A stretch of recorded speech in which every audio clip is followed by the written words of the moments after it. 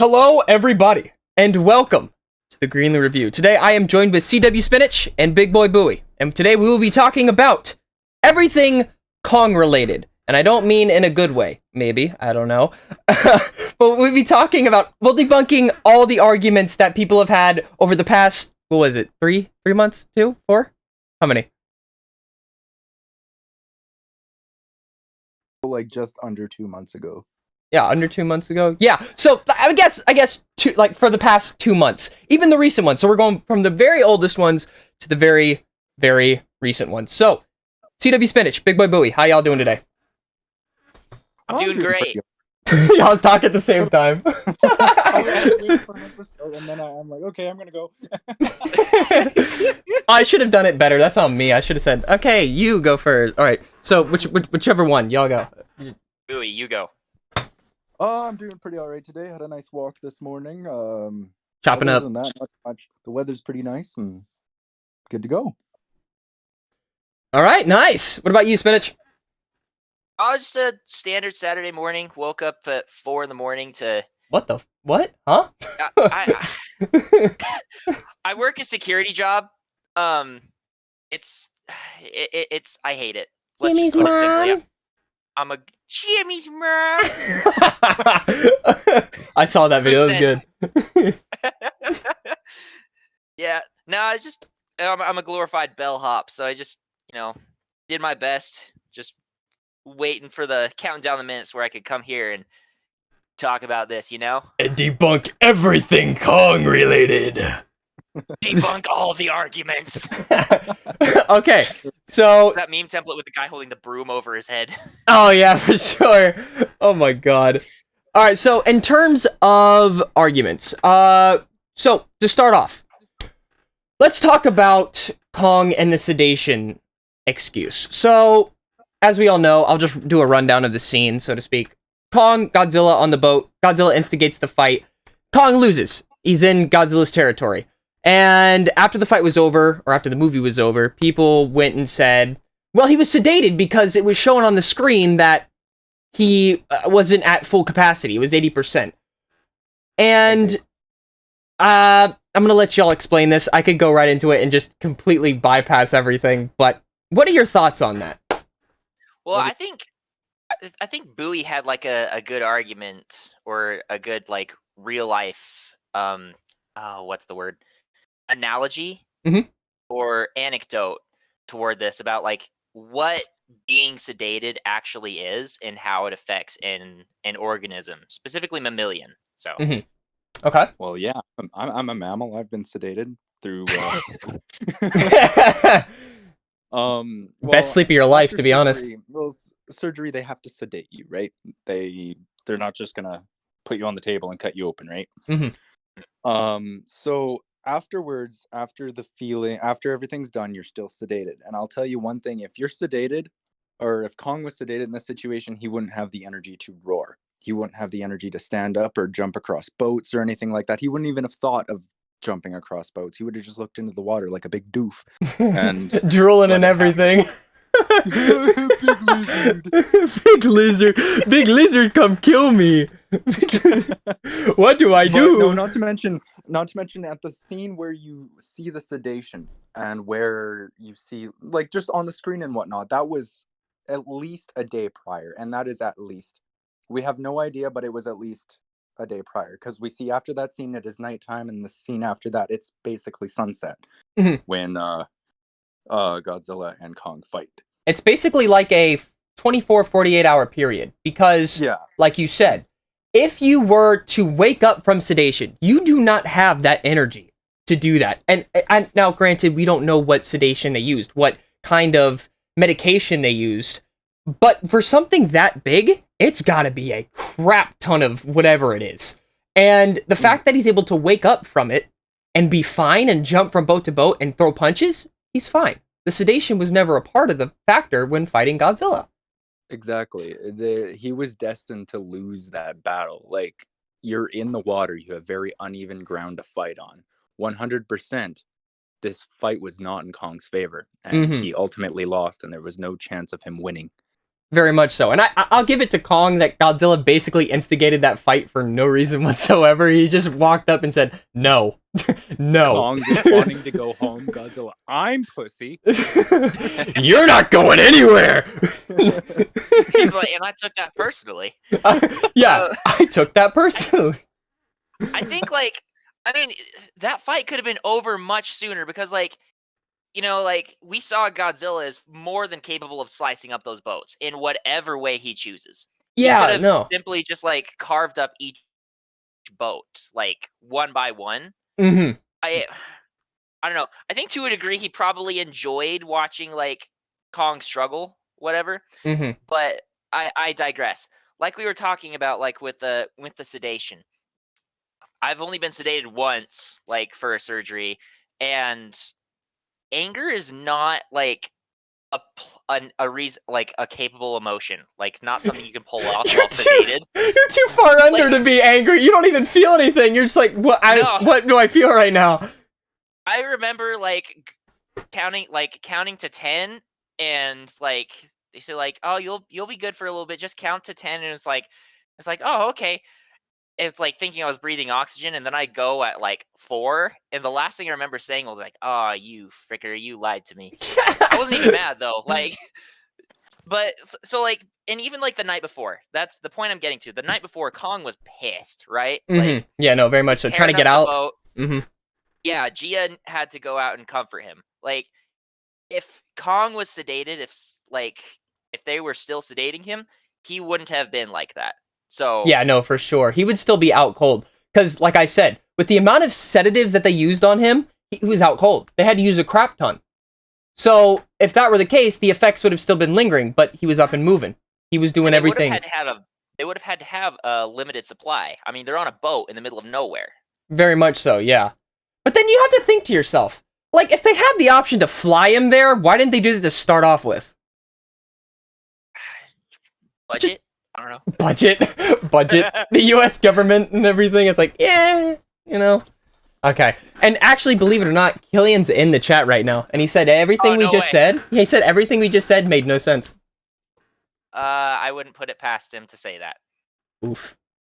Now, another thing too is what we could go off of scientifically is on what kind of sedation was used.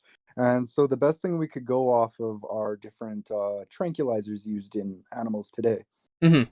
Which include things like Ativan, Valium, Klonopin, Xanax. Xanax. Kong on like 50 million Xanaxes just... I don't need a Xanax. Now, depending on the drug used, most of these last at a maximum of 12 hours. Mm-hmm. Okay. And that's an absolute maximum. And what I would say the absolute minimum of the time from we see it on the screen, him or when he wakes up to his fight with Godzilla, was about 36 hours. Okay. So yeah. Because I'm thinking by it was sunset when that went off, and it was about midday when he woke up, and then there was a nighttime scene, and then the next time it was kind of getting near sunset, right? Yeah, no, very much so. So we had time to recover. He had time. Oh, absolutely. Yeah. Yeah, so that debunks that one. Oh my god. Killian said 50 million Xanax would put your monster on his butt. I mean, that would... Is he watching the stream? No, he's watching right now. 60 million Xanax would put anybody to sleep. Like, I'm being honest. Yeah. And it would kill a human. There's no debate about that. That'd kill off the human population. I mean, but at least they'd be pretty stoked about it. Like some of the drug addicts would be like stoked. Seven druggies that entered the chat out of nowhere. What were you saying, Bowie? Oh no! What a way to go! No, for real. Oh my god! All right, so let's talk about the Kong can't swim thing. So here. Okay. I'm gonna I'll give a rundown of it again. People say that Kong can't swim, that's why he was, I guess, dragged down or whatnot. But we literally saw a scene of him swimming back up to the boat, getting on the boat, getting back into the water, and then swimming away from Godzilla. Like, you literally see him do the movement of swimming. So, I He mean, knows how to swim. granted, it's just common sense. He's not gonna swim as fast as Godzilla, and that's literally just a given. That's like, Yeah. it's like saying a goldfish is gonna climb a tree better than a monkey. Like, Just gonna grow arms like it did back in the day. It just said, you know what, land time, and just decided to grow arms. Well, this is actually something like that I discussed extensively before the movie came out, like with the actual physiology of Kong. So, in real life, apes cannot swim. Like, you can't teach an ape how to swim. They're like monkey drown. Gorillas are awful swimmers, but orangutans can actually swim. Oh, okay. I stand corrected. But for the most part, like their center of gravity is too high and they sink. So Kong, like, obviously is not like most apes. He can swim. Mhm. And so this begs a question to like his actual physiology, because a lot of people like to compare him to a gorilla, like, and directly scale up that lineage strength, like, or something like that. Monsterverse Kong is not built like a gorilla. No, Monsterverse Kong is based off the Toho version of Kong, which is actually way more similar to what we saw in Neanderthals. Mm-hmm. Yeah. Yeah. No, he expressed human emotion more than any of the any of the other Titans did. I think that's why people are able to relate to him a lot, because he's able to express things, especially when he was looking underwater after he knocked Godzilla off the ship, and he looked over in the blue. So he's like, "Oh my god, if I don't move, I'm finna get hit," and he just jumps. You can see the expressions on his face. So, oh shit. oh god. Okay, so I heard Killian. He's still here. He's like, "Yeah, he can swim, but he can't breathe underwater." I mean, obviously, That's fair. Yeah, that's just how it works. This is an animal fight. It's not meant to be fair. It's not Yeah. like MMA, UFC. Yeah, very much so. It's not meant to be fair. There are no rules when it comes to Titans fighting. Yeah, it's literally fighting for your life. It's as I've said in my own comment sections before. If a cheetah goes to a water hole and gets grabbed by a crocodile, that cheetah still lost. Yeah, no, that's technically There's no on them. record saying, "Hey, you can't do that." Yeah, no, hey, God comes down. No, you can't do that. That's messed up. No, Break it up. Break it up now. You know. Jane Goodall has entered the chat. Oh, Steve Irwin has joined the chat. Hey, no, you can't do that. It's like, no. No. Mate. I was watching this from heaven, mate. You can't do this. Killian also said you can't count that first fight. Yes, you can. Yeah, you can. You can count that first fight. Yeah, why can't you? Here's a good reason why you can't. I'll do a punctuation off of Bouie's fight. Bouie's explanation. It's basically the humans' fault for bringing Kong on Godzilla's territory. Even though they tried to avoid territorial routes, Godzilla still rules the waters. Like, just because he doesn't follow a territorial route doesn't mean he'll just somehow stay on that territorial route the entire time. Like, I gotta stay here. That's that. No, he got the instinct that there was another Alpha Titan and decided to drift off that. He can do that. There's nothing that says he can't. And he happened to find him. He's like, oh, okay. Well, ultimately, like, the entire planet is Godzilla's, like, domain, basically. That's his domain. That's like McSquizzy and open season. These are all my trees. All of mine. But, I mean, and I feel like it's safe to say that Godzilla definitely knew about Kong the entire time. Like, he definitely knew he was on Skull Island. He just didn't care about Kong's, like, presence until he left. Right, because the two Alpha Titans, if there's two Alphas, they can't, like, things just won't go the way they're supposed to. It was even mentioned in the movie. It's like, there can't be two Alpha Titans. No. Until the very end, and then...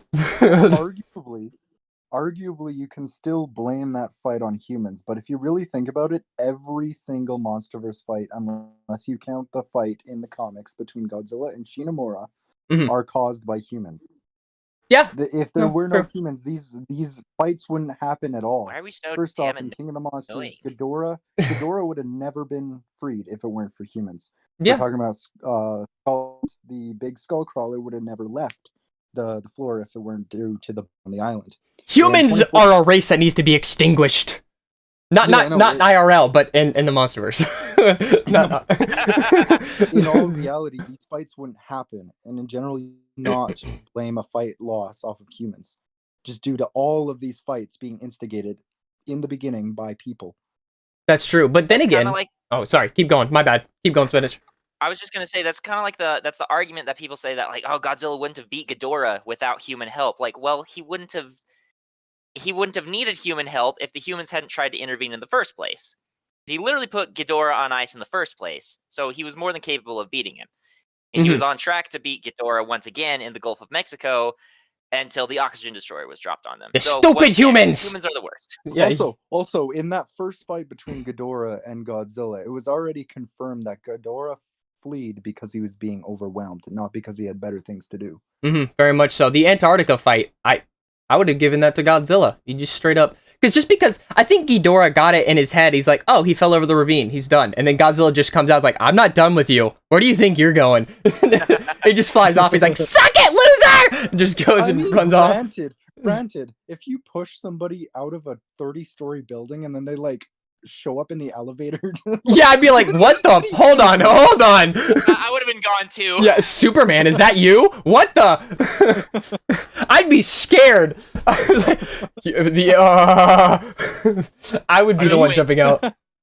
Real quick, Killian said that, like, he says something in the chat. I'm watching the chat too. Oh, you are? Fun. He says, okay. He said, stated, Zilla didn't go to Skull Island. I wonder why he didn't go. Well, we already kind of said this because he didn't care.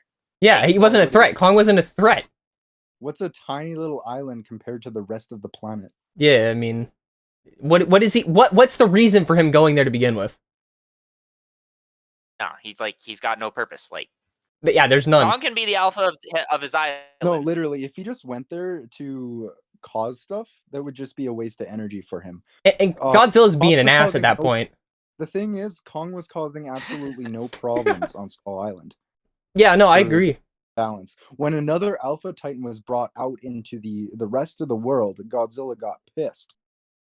Yeah. You could even say, like, I'd be willing to argue that Godzilla would have preferred Kong to stay on Skull Island. Like, he probably, like, thought of Kong as being, like, you know, this is your spot. You're keeping the skull crawlers there. Like, you're chill, dude. Like, yeah, exactly. It's like, you take care of that island, I'll take care of the world. Easy as that. As long as we're not messing with each other, we're good.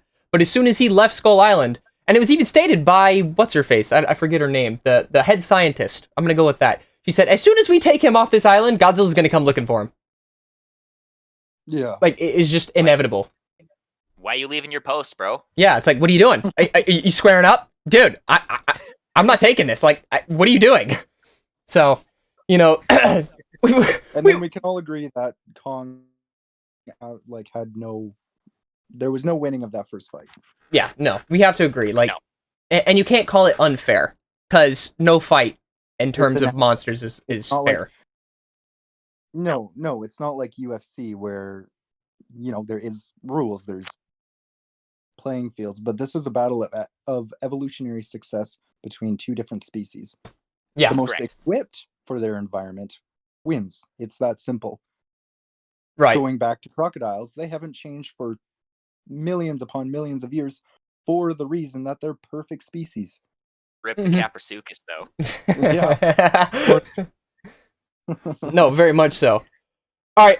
Hey, have y'all? I don't want to spoil this. I feel like this is a good idea to talk about this, but I feel like I'd just be crapping on Kong, and I don't mean to. Have y'all watched Red Kingdom Kong? I have not. Okay, it's on my to-do list. Okay, I don't want to spoil it. I don't want to spoil it. I'm fine with being spoiled. It depends on the chat and everyone. Spinach, you don't mind if I... Do you want... I don't know. No, I'm going to read it anyway. Or I'll go on Dangerville and find out about it, so it's all good. Okay, so I don't know if the chat wants to spoil... so I'm actually going to spoil it. So, chat, if you don't want to hear it, just mute my voice and just close your screen or throw your phone across the room or your computer, whatever you're using, so you don't have to hear me. Hand signals to let them know when they're done. Use hand signals. All right, so... Break your phone, it's fine. Just break your phone. Just get a no one. It'll be fine. So, actually, in Kingdom Kong, there is the very final fight with Kong. There's one part. This is when the storm was starting to come in, and it started to take out the Iwi people. I forget the name of the beast. But it's like a bat. It's like a giant, huge bat, so to speak. Kong ends up fighting that thing. Kamazots. Kamazots. Yeah, Kamazots. Kamazots Yeah. comes up from the water, and it's like he can't get out into sunlight because then it would like hurt him or something. So he has to come out into like darkness, and he used the hurricane to his advantage. And Kamazots was fighting Godzilla. He was on the verge of actually beating Godzilla, but with the help of the humans blinding Kamazots, that's when Kong was able to defeat him. Same thing with the Warbat. Is basically kind of like that. So I just wanted to let y'all know that without the humans' help, Kong would not have won many of the fights that he did in Godzilla vs. Kong. That's just...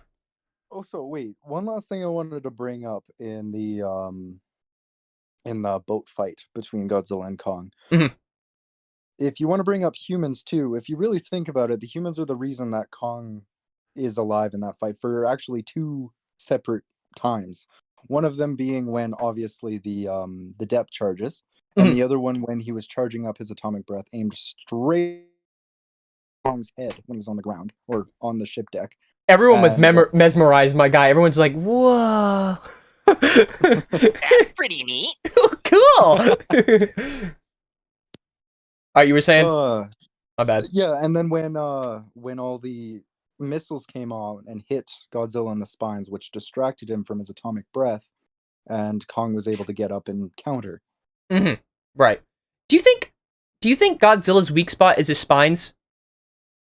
I couldn't tell you about Legendary Godzilla. I really couldn't tell you. I know his gills are a bit of a weak spot. Oh, that's true. So personally, you got to think of it this way. Godzilla also uses his spines as a weapon. And if he was weak on his spines, I don't know that he'd be using them like as a weapon. Like we saw him slice through the boats. And if you notice in King of the Monsters, when Ghidorah is constricting him like a boa constrictor or something like that, right, the spines will actually fold, like to avoid like they're bent. They don't break. It's so weird, but they can be shattered. That's the thing, like the Muto Prime and whatnot. I feel like they're not directly connected to his spine. They have like a little cartilage or something to connect it to the spine, so they are able to bend if they need to. It's so weird. That's weird. What they're like.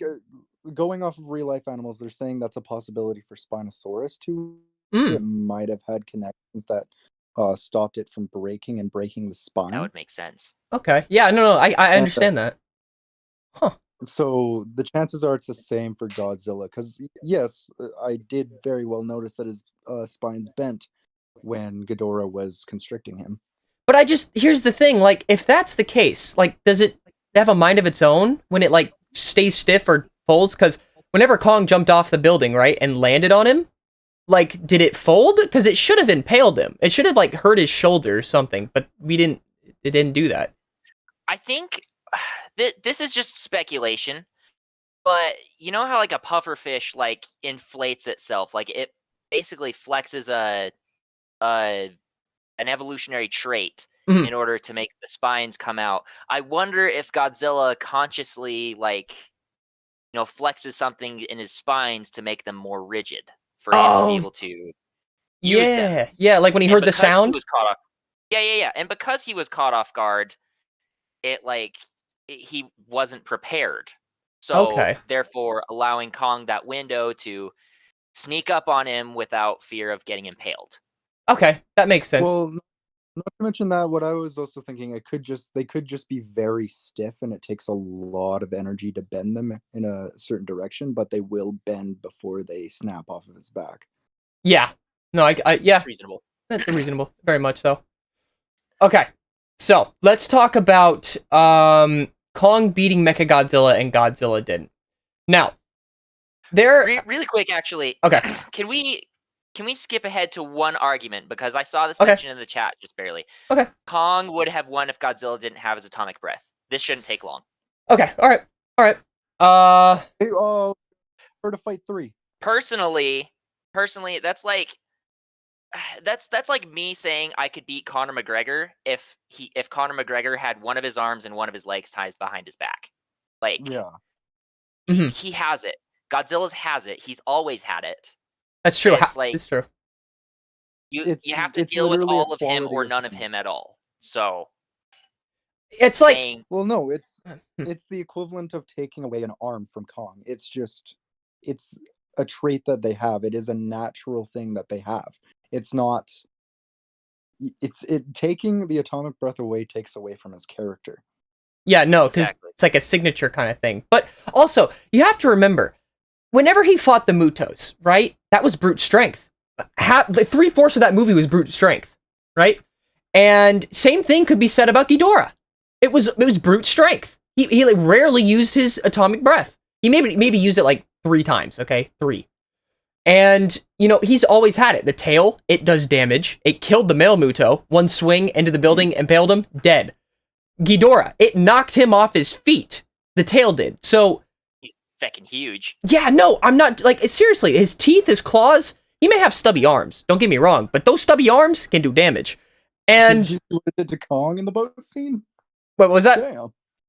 Did you see what it did to Kong in the boat scene? Exactly. I mean, it's insane. And like how people said that the tail played a part in him. That bitch slap. Yeah. And how His like tail was hanging off the boat though, it wasn't behind him. yeah, exactly. And it's like the tail had nothing to do with it. It's just Godzilla's thick thighs. Thighs save lives. I've been saying it over and over again. The thighs save lives. Godzilla by far has the superior leg strength to Kong, and that is absolutely without question. Godzilla got them thick thighs. It don't lie. They don't lie. Another thing too, if Godzilla didn't have his atomic breath, refer to the third fight.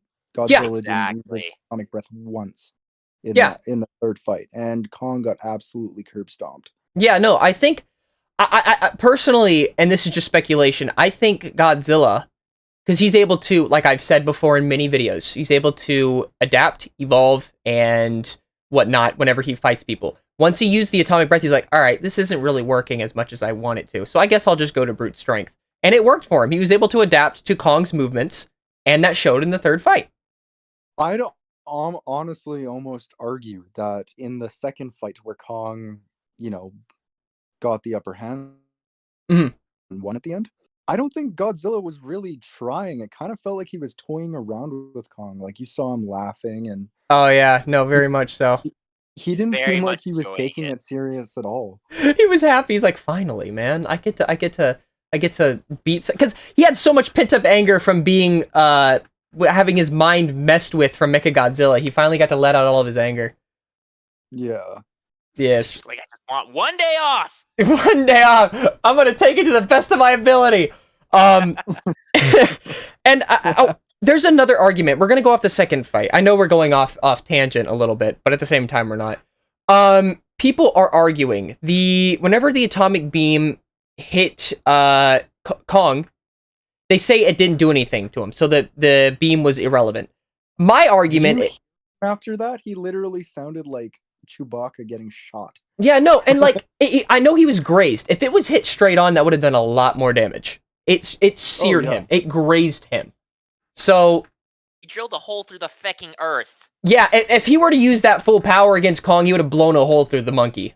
Well, and literally, could you imagine, like, in the last fight, or when Kong gets stepped on and is on the ground, imagine if Godzilla just did it again. Just got up and drilled another hole. Oh. Right underneath Kong, he just falls back down to Hollow Earth. Just that's a Mortal Kombat finisher if there ever was one. Finish him! Fatality. And even Killian says, yeah, the beam did affect Kong. But I can agree with him on something. Finally, yeah. I mean, finally. And I will say this about the beam. Like, this is, once again, speculation, but I feel like evidence that we see supports it. I feel like the effectiveness of the beam is contingent upon the amount of energy or charge Godzilla gives to it. Absolutely. Like, we saw, like, he charged up a crap ton in order to drill through the earth, and then he was able to pretty much spam it every 2 seconds after that. And with the Mutos, when his energy was being washed away due to P, he had to charge. Everyone forgets that the Mutos had like a EMP effect, and like that's why he wasn't as strong and so lethargic. He's like half asleep the whole fight. But sorry. Anyway, Yeah, go no, ahead. I completely agree because I remember I made a video on this. Mutos, by evolution, are meant to rival Godzilla, hence the Muto Prime. So, it just goes to show that if the Kong was to fight the Mutos, right? Or Muto Prime, he would not win. He would not win, because he did not win against Godzilla. Yeah. Exactly. Yeah, no, you're right. So, I mean, there's that.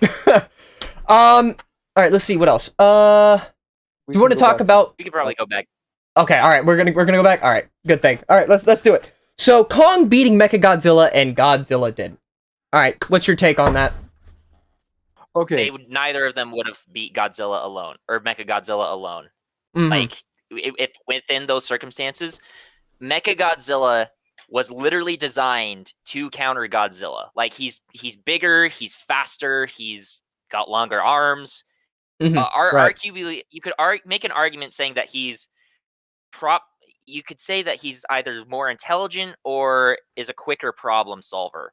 Because you could see how fast Mechagodzilla was able to use his environment to his advantage. Yeah, and that beam was... basically ugh. Ghidorah's brain being uploaded into a supercomputer, right? Well, Yeah. and if you go off that, Ghidorah had 3 heads, so they all had to communicate and agree on strategies. With one head, he doesn't have to do that.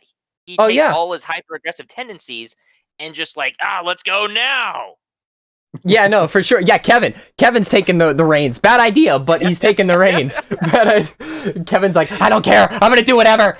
What? Kevin is the kid from the Vine. He goes, "What you got there? A knife! A knife!" Yeah. He's running. I got a knife. Oh my god, no! He just runs off. I feel like since Kevin was the one that was like beaten up by Ichi and Nee, he's like, finally, I don't have them talking in my ear anymore. I can do what I want. And it turns out Kevin was the strongest one out of all of his brothers. What do you have? A mechanized Be careful who you body. pick on in middle school. Yeah, be careful who you pick on in middle school. And I feel like, so going off of that, the reason, and people are saying along the lines, Kong put up a better fight than Godzilla did against Mechagodzilla. Okay, let's... Okay. Yeah, okay, go. What would happen if Kong was placed in a situation to 1v1 Mechagodzilla without Mechagodzilla dishing out all of his damage towards Godzilla, who actually could withstand that damage, actually had the durability to do it? Yeah, I would say Kong has, like, human kind of durability. It's not... Yeah, just stand up. He's got skin. He doesn't... Okay, I get really scientific with it, but a big advantage that Godzilla has over Kong is a muscle called panniculus carnosus. What's that? It's something that... It's a muscle that, like, you know when you pet your dog and it's, like, loose to their body? Mm-hmm. That's something called panniculus carnosus, and it actually is a huge defense evolutionary point, or whatever you want to call it. Okay. Because it helps reduce friction against scratching or just overall any sort of force, and adds a lot more durability. That's why bears are able to fight each other and kind of leave without much Damage? bleeding or anything like that. Oh, okay. Yeah. Okay. I didn't even know that. That's interesting. Okay. I So, love and that. Kong has really tight fitting skin that's, in terms of his size, is pretty thin. So the moment a sharp object is touching his skin, it immediately rips it. Okay. All right. I mean, but on the upside, it makes him look shredded as hell and kind of Yeah, for sure. And did you know, Killian said that Kong survived an atomic beam. If Kong was hit by the beam from Mechagodzilla, that would blow a hole in his chest. Easy. Easy. We saw what it did to the skull crawler. The beam from Mechagodzilla, I'm like, when? Yeah, like, yeah, when did that ever hit Kong? When did a beam ever hit Kong? From Mechagodzilla. The only beam that hit him was once from Godzilla. Yeah, and that was on the back of the shoulder. It wasn't even a direct hit. It was a slight graze to the shoulder. Yeah, and he went flying. Yeah, no, he started tumbling. Yeah, the momentum of it just made him fly. So what does that say about him getting hit with it straight on? Exactly. I mean, you just gotta put it in perspective. Like, that would hurt him. He would fly backwards. Same thing when he grabbed his arm and flung him across Hong Kong.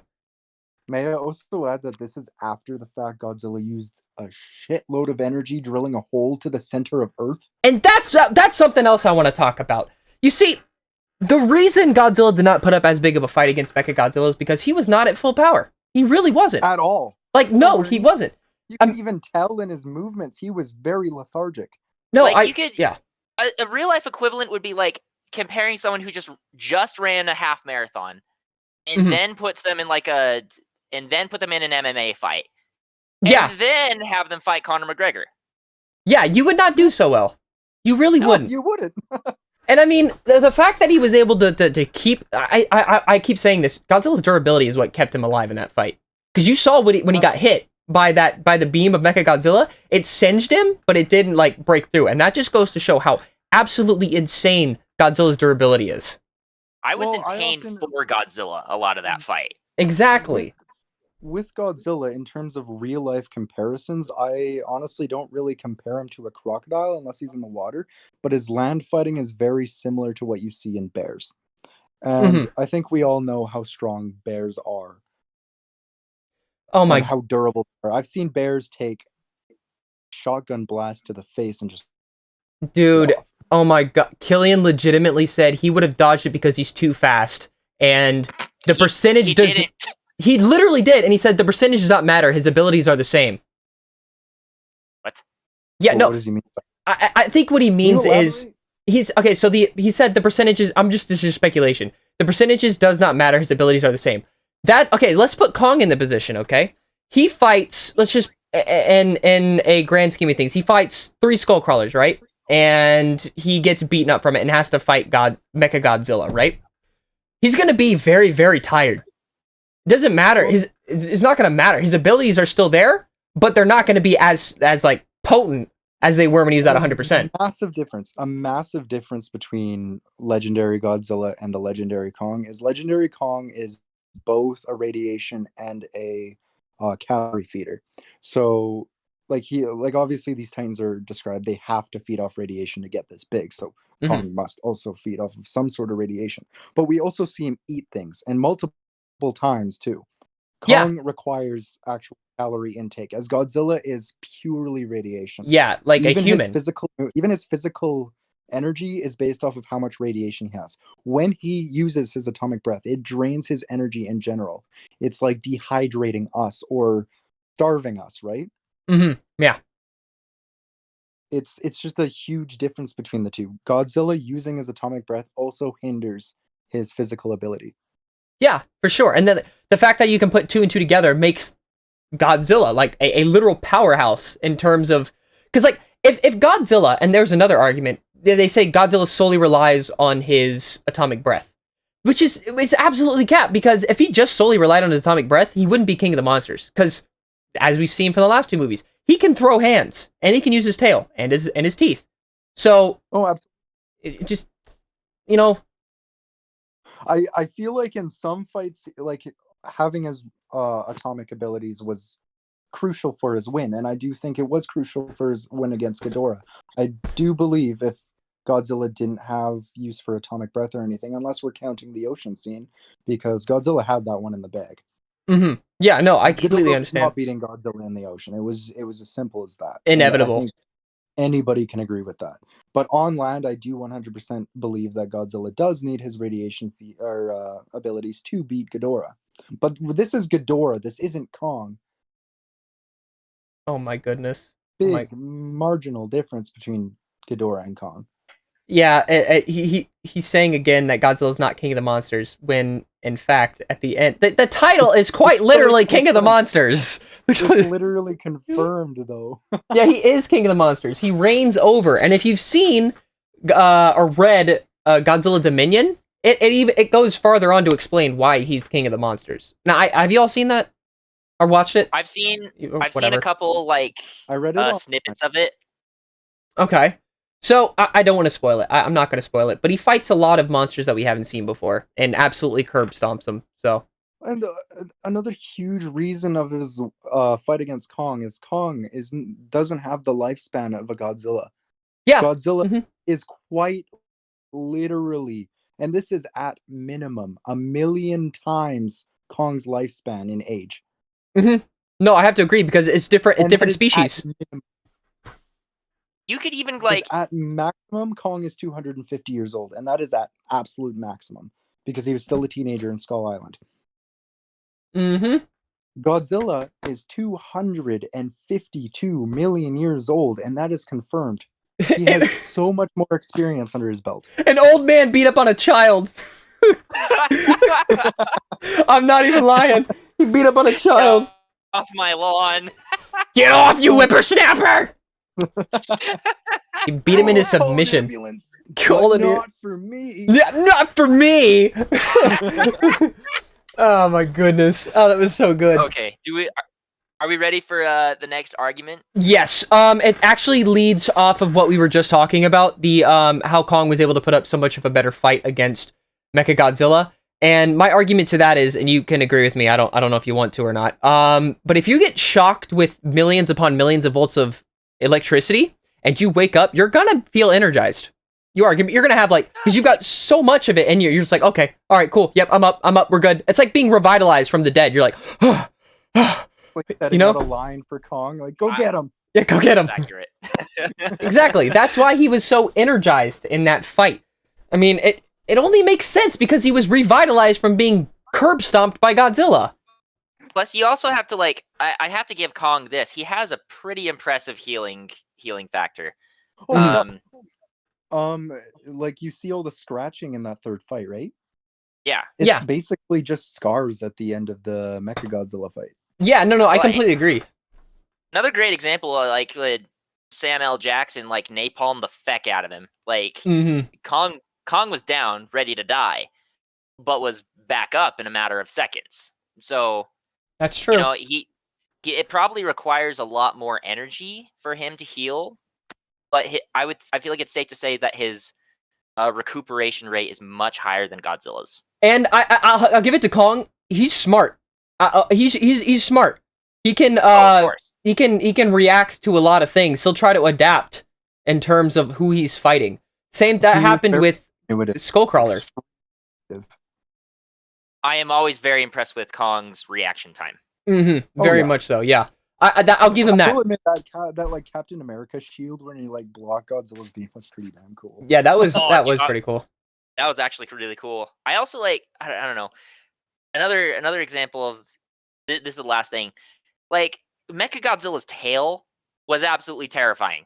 Oh yeah, and any like a direct hit from that would have impaled either of them, I feel like. And just the fact that Kong like was able to catch that in the theaters, are like, oh, okay, good. Yeah. Oh, okay. All right. And I feel like if the whiskey thing hadn't have happened, because Kong was struggling with holding that tail, as well as trying to, with having his arm held with the axe and everything, like trying to hold it, bro, he was struggling. I mean, that guy... He had such human facial expressions, too. Yeah, he's like... It's like, Zilla, help me! Godzilla, help me right now! And then Godzilla's like, what? Oh, okay. That's one weird plot thing. I don't understand why Godzilla just didn't smack him with his atomic blast from behind. He's just, well, that is a good point. He's just sitting there like, I want to see what Kong does. How are things going to play out? He's like, I didn't do anything. Yeah. How will this play out? Oh, you need my help? Okay, whatever. Just goes and does it. I feel like, you know, it's not discussed very often that, you know, Godzilla is an intelligent creature. He's not as expressive, so we're not able to see it as much, but I feel like it may be safe to say that he was taking a second to analyze the situation. Right. We do see that he was able to adapt to Kong's fighting tactics in several situations. And so he probably saw like the best possible outcome. I mean, granted, not as quickly as Kong would have seen it, but he was able to do it very well. He just had he had to do with what he had because he was tired. And the same thing could be said about when he was fighting Mechagodzilla. It's like, if you're tired, your mental capacity isn't going to work as much as you want. It's like, for instance, when I was playing football and I did 2-a-days, when I'm halfway through it, I'm almost dead. Like, I'm mentally taxed. Like, it's hard to think about anything. So I'm thinking that's how it was with Godzilla, trying to fight Mechagodzilla. That's why he's getting bodied and thrown around. He's like, dude, this is so tiring. I don't want to do this anymore. And so he had to do with what he had, you know, with Kong and Godzilla fighting. He just had to pull out the last few molecules of energy in order to win. Right. Yeah. Well, a So. really. Oh God, I forgot what I was gonna say. It'd be like that sometimes. Oh no. Anyway, we can continue. Okay, all right. If you have it, just interrupt all of us and be like, "Wait!" It was this. Wait. I found it. All right. Let's see here. Oh my goodness. Kong was tired after climbing out of the hole. Yeah. Do you think Godzilla wasn't tired after blasting that hole? Down to Middle Earth or Hollow Earth? Like, I mean, really? Do you really believe that Godzilla wasn't tired either? I do agree. Yeah, Kong was probably tired after crawling halfway up that hole. I do. I can 100% see that, and I'll give him that. well, But you remember, he didn't have to climb through that entire hole. He fell halfway. that's true. Yeah. Unless, and I don't know if this is true, since he blew a hole through it, would it break the barrier that reverts gravity, or would it still be there? It's so interesting. Like, obviously gravity had to be reverted somewhere because they were looking at each other with totally different spectrums of gravity. That's true. But might just be a camera angle. either way, like, yeah, like Kong had to, like, you already see he fell at least some of the way. Uh-huh. Yeah, no, I agree. I agree. So I'd even be willing to bet that like that could have been like a warm up for Kong. Like, you need a good warm up before a good workout or a game or something. Like you might do something small, which for him is climbing the radius of the Earth, but no. Yeah, Godzilla, no. I just blow a hole through the Earth. That's my warm up. That's how I do things. It's like, but like, I forgot pre-workout.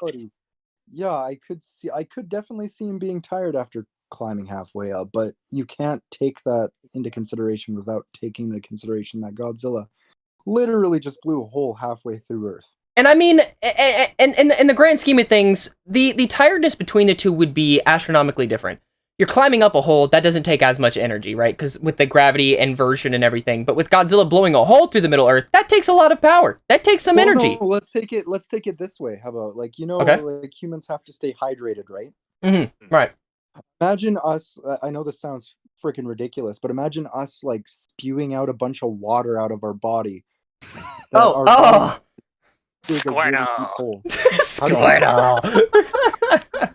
Squirtle.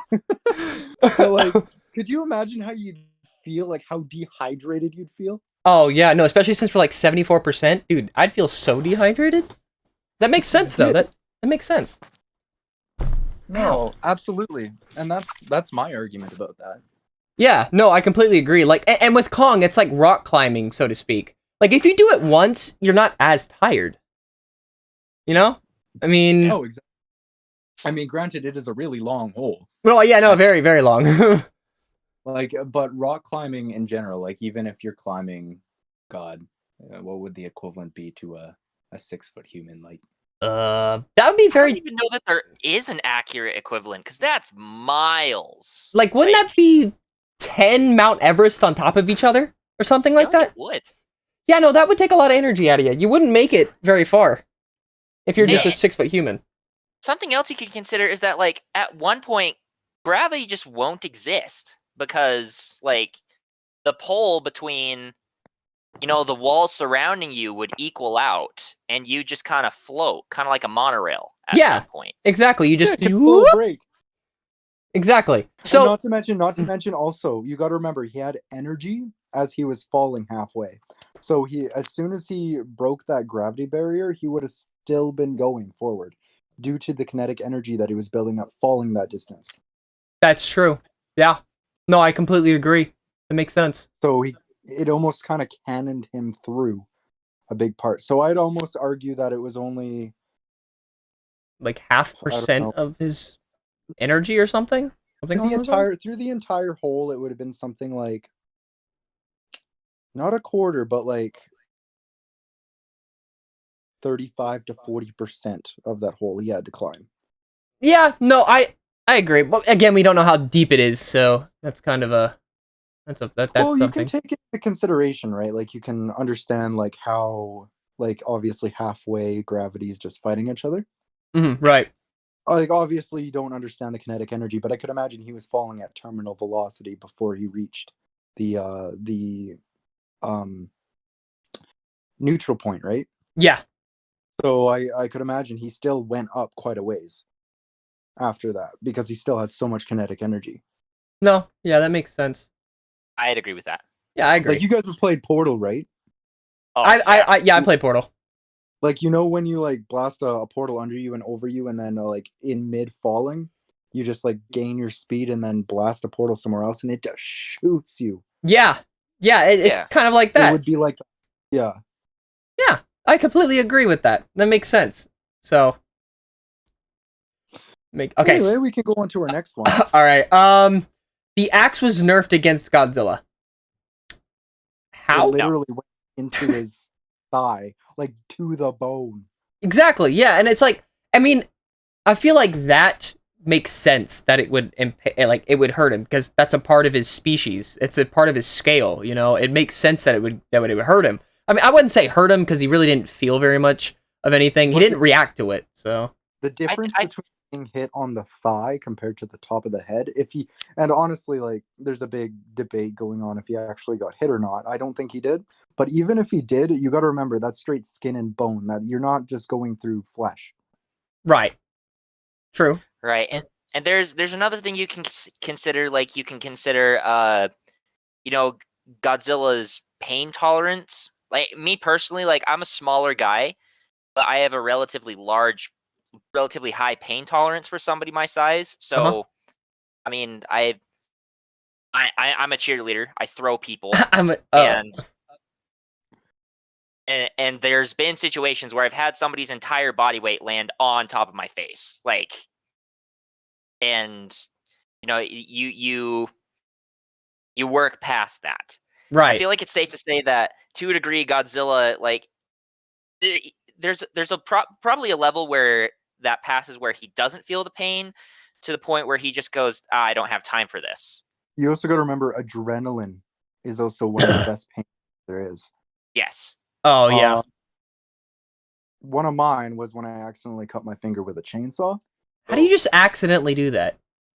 I was okay. I'm going to tell the story really quick. I was 6 years old. My dad was cutting wood. I told him I wasn't getting out of the truck. I got out of the truck. I ran under him. He turned it on. My hand went up. Zap. Wow. Ow. But I will tell you, it didn't hurt. And the reason why is because the immediate thing when my finger touched that chainsaw was an immediate feeling of shock and adrenaline. Huh. Yeah, so adrenaline does weird things. You don't feel pain. You just sit there like, what just happened? Like, huh, that's neat. Yeah, it's like getting a concussion in football. I've had one. I didn't feel it at first, but after a while I started feeling the effects and I couldn't see correctly. Well, I've experienced the feeling of adrenaline and shock so many times. Like, you guys know I do archery, right? I used to. Like wild man, dude. I have a silver medal of Canada Winter Games. Anyway. Sick. One time, a guy next to me shot his bow and dry fired it. There's no arrow in it. His bow blew up. The cam went directly embedded into my foot. What? How? Don't dry fire a bow. I didn't tell you. Oh my! Dry fire. It will blow up. Oh my god. Okay, someone legitimately said you can hurt bad and not make a reaction. Let's use this. Let's just say you get hit with an axe, right? You're gonna make a reaction. Especially if you're hitting the torso or the leg, that's gonna hurt. It's gonna hurt. Oh, yeah. I'll tell you what, if somebody threw a tomahawk and hit me in the thigh, I would probably scream. Yeah, no, for sure. Perturbed. Granted, I'd be a little perturbed. I'd be a little mad. Just a little. I'd be a little bit, yeah. But the thing is that God dang it. if you're in a fight and somebody throws a tomahawk into your leg, the amount of adrenaline that will surge through your body will be immense. Mm-hmm. Yeah, like when you're low on when you're on your last leg, that's when the adrenaline kicks in. You're like, all right, I can go a few more. You gotta. It's a mental thing. And I feel like that's why Godzilla did the whole crocodile mode thing, though. I think he went into a moment of pure rage and adrenaline. Right. Yeah. Like, did you see him like when he threw Kong across the city? Like when he just freaking charged at him on all fours? Oh yeah, crocodile mode. Crocodile. Yeah, no, that was like, and I'm not even talking about when he's biting at his toes. I mean when he like after he threw him and then charged at him, like the shot. Oh yeah, and like the face into the building. Yeah, that one. Yeah, I know what you're talking Easily about. one of my favorite scenes. that was incredible, and that the only way I can say that was just an insane amount of adrenaline just peaking in his body. I feel like Godzilla was getting pissed at that point. He's like, all right, you know what? We've dragged this fight out long enough. I need to end this right now. Yeah, no, Right. and along with all the adrenaline from just getting a freaking axe overloaded into your face. Yeah, no, I'd be kind of pissed too. It's like, all right, you know what? Mention, literally after that, he gets put into a chokehold. How do you think he probably felt after that? Yeah, no, I'd be pretty mad too, and just getting like hit on the top of the head and everything. Like he's Yeah. already peaking in adrenaline. He just got put into blind rage. Mm-hmm. And I mean, Godzilla in blind rage is scary. Oh yeah, no, that was. Oh yeah. Yeah, you saw that firsthand. I want to see him Terrifying. go into a blind rage again into another movie. Oh It was my just goodness, yeah. Pull the wall. But I want it like an. Can you imagine? I want an Can you imagine like Final Wars, like legendary version of Final Wars, where he goes up against a bunch of Titans at the same time and just goes full on rage mode? That would be Dude. so cool. Or like the Mechagodzilla one. You remember the comics when he fights off like 20 different Mechagodzillas when he's already weakened and he beats them all? Oh, That. scary. That is very scary. It's like, okay, there's nothing that can kill this thing. I'd give up. I'd give up at that point. Like, no, I don't want to do this anymore. I don't want to do this no more. Anyway, we can go into the next one, which was, I think we already went over it, which was first fight didn't count because it was in the water. It did count. It's an animal fight. Very much so, yes. Very much so. It's not MMA. Yeah, it's definitely not. You can't do that. It's not how that works. Exactly. What about the Kong was nerfed in general? To me, that's a really dumb okay. argument because this movie was a gigantic buff for Kong in every No, single no, no, no. aspect. Hear me out. Let's take the one from Skull Island. Okay. Hear me out. That was 4 feet tall and 158 tons. And Okay. let's put him in this movie. Yeah, that's nerfing. That's nerfing. That's nerfing. Yeah. Yeah. Yeah, no, very much so. That's nerfing. They definitely buffed him for this fight. If they hadn't, he would have lost to. Well, I mean, he did lose to Godzilla, so.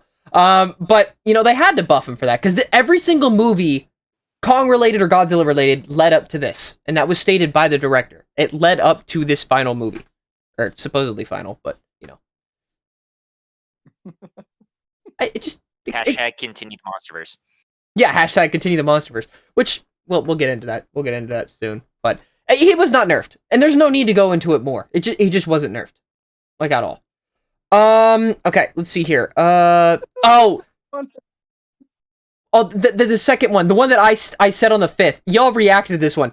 Kong's speed and velocity were off, which messed up the equilibrium, which was the reason why he died.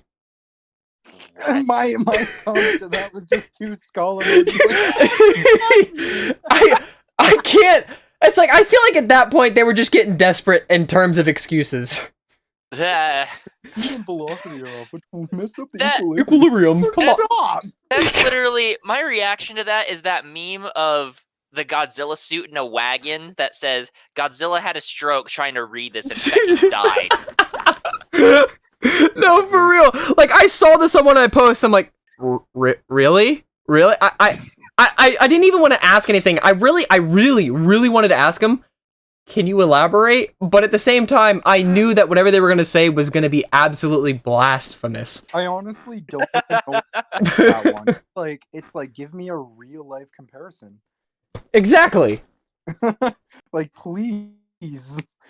Very much. It's like I just don't. I mean, that one wasn't a big one, but I saw that and I just had to share it because it was like, what? I feel like I've seen a couple like that in the last days. That literally does not make a single drip of sense. It really doesn't. No, absolutely not. What do they mean by that? Was he just not fast or something? I mean, he was fast. He's fast. I don't understand why that. Like, it doesn't make sense. That's why I just don't get it. I don't get it. Like Kong is 100% more agile than Godzilla. That's just common sense. Yeah, That's inarguable. Godzilla, like in terms of top speed, has showed higher feats of speed of top speed, but that's in one direction, right? yeah, He no, can not only- not like he- turned or everything. and that's just due to his gigantic legs. Yeah, is built his like a thighs. like Godzilla is built like a sprinter. He is a good sprinter. He just doesn't have the agility to turn on sharp corners or anything. He Like wouldn't. a good example, you have two animals, one extinct, one non-extinct. Non-extinct, you have cheetahs. Cheetahs have extremely high top speeds. If you juke them, they can't turn on a dime. So That's true, yeah. Like it's very difficult. Not an example that might be closer to Godzilla is the Carnotaurus. Okay. Scientists theorize that Carnotaurus was probably one of the fastest dinosaurs to ever live. Because of its design, though, it could not turn very on a dime. Like, was not a very agile sprinter. Very quick, but not agile. Well, and even same goes to my comparison earlier. And Godzilla is like the legendary Godzilla is built a lot like a bear. And if you didn't know, bears, like grizzly bears, on average top speed are higher than racehorses. But they cannot maintain that just due to their mass. Yeah, they'd have to slow down eventually because, like you said, the mass, it just overtakes everything. Yeah. Yeah. And, but bears can't turn on a dime like an ostrich can, for example. Yeah, no, I completely agree. And I feel like as time goes on, because Godzilla evolves, adapts, and everything, like, you know how a cheetah, like what you were saying, Spinach, with the cheetah, to change direction, they move their tail in the opposite direction in order to keep stable, so to speak. And for Godzilla, if he is to get faster, that might have to play a part in it. Now, I don't know if, like with Shin Godzilla, how he, like, the tail is just up all the time. Don't really understand how, to be honest. I mean, he's so big. But, you know, that might happen. Now, I'm not saying it will. Odds are it probably won't. But that might happen if he gets any faster. So. Exactly. What's another one? Kong getting hit with the atomic breath, and the second fight was the reason he lost on the third fight. It grazed him. Yeah, we discussed that. And he's still radioactive. Like, that's already confirmed. These Titans have to be somewhat radioactive. He wasn't suffering radiation poisoning at all. Yeah, no, he wasn't. Mm-mm. And I will seriously list off what happens when you have radiation poisoning, and I will tell you that Kong did not have radiation poisoning. Yeah. Right. I agree. If you want me to, I will list them off. It's really gross, but I mean, if you want to, that's up to you. I mean, go ahead if you want to. Personally, right, 1 second here. Personally, I believe it. And that's something that I have been arguing since this movie came out. Basically, it's because people would also make the excuse that it's going to be draining. It's going to be a one-sided draining fight for Godzilla because Kong isn't nuclear. The only way he can get this big is because he is nuclear. And exactly. To build on this argument that the atomic hit was the reason he lost the third fight, I see no evidence as to why that would be true. Kong was not affected. He wasn't limping. He didn't favor one shoulder over the other after that fight. Yeah, no, very much so. He was using everything. And here's some of the symptoms of radiation poisoning: nausea and vomiting, diarrhea, fever, disorientation, fatigue, hair loss, bloody vomit, and stools from internal bleeding.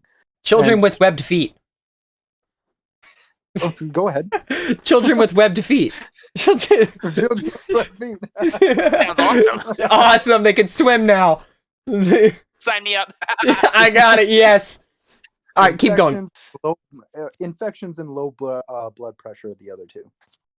Well, I mean, Kong did have low blood pressure when he was dying on the floor, so, but that had nothing to do with it. So most people do. 164,000 tons pressed up against his chest. Yeah, no, yeah, That'll do something. that will do something. Oh my goodness. All right, so let's talk. Kong. Like, this is what you said, Bowie. Kong apparently isn't fully grown yet. Okay, bullshit. Yeah. Okay, I am so sick of hearing this argument. Somebody made it the other day. Just let me read it, okay? I am so sick of hearing this argument. This isn't 1973. He is absolutely fucking done. His growth spurt is ridiculous already at this point. Like, he grew 4 times his size. No mammal does that, right? And like, you want to say like, oh, he's not fully grown yet. Why the fuck did he fit in the throne that was the perfect size for him? Have the perfect size of the axe, put his hand on a handprint that was the exact perfect size, and tell me he's not fully grown yet. How did the Kong species go extinct if they weren't fully grown yet? Exactly. No, literally. Their biggest argument for this is that, oh, why is Godzilla like 200 million years old but Kong's like 100? You cannot compare two different species and say, oh, why is that one like only able to get up to 12 and the other one's able to get to 500 years old? Like, these aren't even two mammals. These aren't even two mammals. They're freaking titans. What do you expect? They are titans. Think about it. Think about it. Why did dogs only get up to 12 but bears get up to 40 sometimes? It doesn't make sense. Animals. They're not in the same family. Exactly. Those are two similar animals. Now, let's go off of the dogs again. Get up to about 12. Now, let's go on to some of those oysters that get up to 500 years old. Or even better yet, let's go to trees that get even older than that. Like, stop. Like tortoises, they get to like 500 years old? But why don't sea turtles? I don't know, Jared! Stop. He is fully grown. And yes, my favorite comeback, as Spinach said, the throne. The throne. If he or the handprint. Yeah. Wait, oh my god. Did you hear that one argument of somebody saying the reason Kong was able to sit in the throne because his species won the ancient war? No. What? What correlation? How does that have any correlation? Was that already disproven, like, canonly? Like, yeah, how does that even relate? You even showed in your video that, like, Godzilla solo race. No, literally. There's all kinds of hints to it. Apparently, I honestly can't say this for sure. It was just stuff I was hearing. Apparently, the Kong species was getting more and more like humans and starting to enslave other titans. And Godzilla got pissed. And obviously, oh damn! There's a, and this is all speculation. This isn't confirmed, but that's apparently the reason why Godzilla, the one we know and love, got pissed because it was an unnatural balance. So that makes sense. So the Iwi people that were they were conjoined with the Kong species. They worked together. Obviously had a bias while writing these stories about Godzilla, about how he ate a star and got wicked. And the Kong species went after Godzilla and unfortunately were unable to defeat him and got driven up to the surface, aka Skull Island. Okay. Yeah. That's it. I thought there was more to it. I was getting so invested in it. I thought there was more. I was so invested. Oh, wait, Bowie, you remember the story I told you, the other story of how the ancient war could have gone? You remember that? I don't know if Spinach, I don't know if you've heard this. Do you mind if... There was a couple ones. Go ahead. I want to hear it. Okay, so this is from Dangerville. You might have heard it. So basically, the Godzilla species was basically a dictatorship. Now remember, this is speculation. They were dictators. They ruled over the Earth, and they had to fight the Mutos and keep things in balance, so to speak. The Kongs were on Skull Island. That's where they they were in Hollow Earth, right? And they made bonds with was it Skull Island? God, no, they were on Skull Island, and they had bonds with the Iwi people, and then there were actually ancient civilizations of humans in the Hollow Earth. Now, the Godzilla species were both on Hollow Earth and the and on the surface, so to speak. And the Kongs were like, you know what? I don't like life down here. I want to go and explore other places. So they went through. You remember in King of the Monsters when we saw the what's it called? Oh God, I can't remember. Ancient, like Atlantis, basically. Yeah, that thing. That was basically the passageway up to or one of the passageways up to the from Hollow Earth to the surface world. The Kongs went down there. They met with one of the Godzilla species, right? They killed the Godzilla species, and the Godzilla species realized that, and then they had a huge war and whatnot, trying to figure out who's going to rule over what. And the Kong species started getting smart enough to the point where it's like, okay, so we have a chance to win if we do this, this, this, and this. And the Godzilla species, being, I guess, also smart at the same time, they decided to flood that area so the Kongs couldn't go through their main passageway in order to get to the surface world, having them retreat to Skull Island, staying there. That's what I heard, that the Kong versus the Godzilla we know and love was a different event from the war itself. Mm-hmm. Right. But that's overall a feat and a half that Godzilla literally soloed most of the Kong species and won. Yeah, that's kind of weird because I mean, I guess if that is the case, let's think about this. Because it's described as an old iwi tale, right? Yeah, so it could be a bit flawed, but I mean, if we think about it, Kong has had to live his entire life by himself, trying to survive on a island filled with monsters that want to kill him. Okay, so I feel like he'd have more survival instinct than if he had a family, because he could rely on them, you know, or like his other species to do that. But since he's alone, he had more of a survival instinct. That's why he was able to put up so much of a fight against Godzilla. But if it was like what they say with Godzilla versus the entire Kong species, if that's true, it would make sense that they would be killed off by him because they don't have the same survival instincts as Kong does. Right. Kong is easily probably the best fighter in the history of his species. Yeah, no, I completely agree. Another thing too is we're going back to Kong's species, or like the growth thing, and I honestly do believe that there is a limit to the growth due to them being half radiation, half calorie intake. Right? Yeah. But I do feel like the Godzilla species doesn't exactly have a set limit, because we already saw, like, obviously Godzilla is a full adult, at least, if not elderly. Oh man, get off my lawn! Sorry, I had to do it. In between the events of King of the Monsters and 2014, he grew an extra 40 feet. Yeah, and then he stayed that same height 5 years prior to Godzilla vs. Kong. So during the comics, he was 393. He got denser. Mm-hmm. Like, he was only 99,634 tons at the end during the events of King of the Monsters, but he's 164,000 tons in the events of Godzilla vs. Kong. Do you know how dense that also makes him too? It's all in the thighs. It's all in the thighs. No. That literally makes his flesh almost as dense as gold. Yeah, that's insane. I mean, that's pretty dense. That is. Well, no, I was like going through the density of all these different titans. Did you know the Skullcrawler is actually less dense than styrofoam? Seriously? Are you kidding me? Yeah, are you joking? Wait, that legit? Yeah, no. Yeah, he's 100 tons, and at the size he would be, that makes him less dense than styrofoam. Huh? They didn't look They didn't look that. Wait, what's the strongest one? What's the most durable? Densest? Yeah, densest. I don't know why I said durable. Oh, okay, well that makes sense. It makes sense. It makes sense. The least that we see is the Skullcrawler with confirmed weights, right?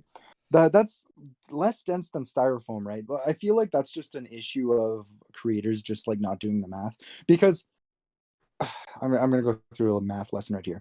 You take, for example, me, right? I am 6'3", and I am 211 pounds.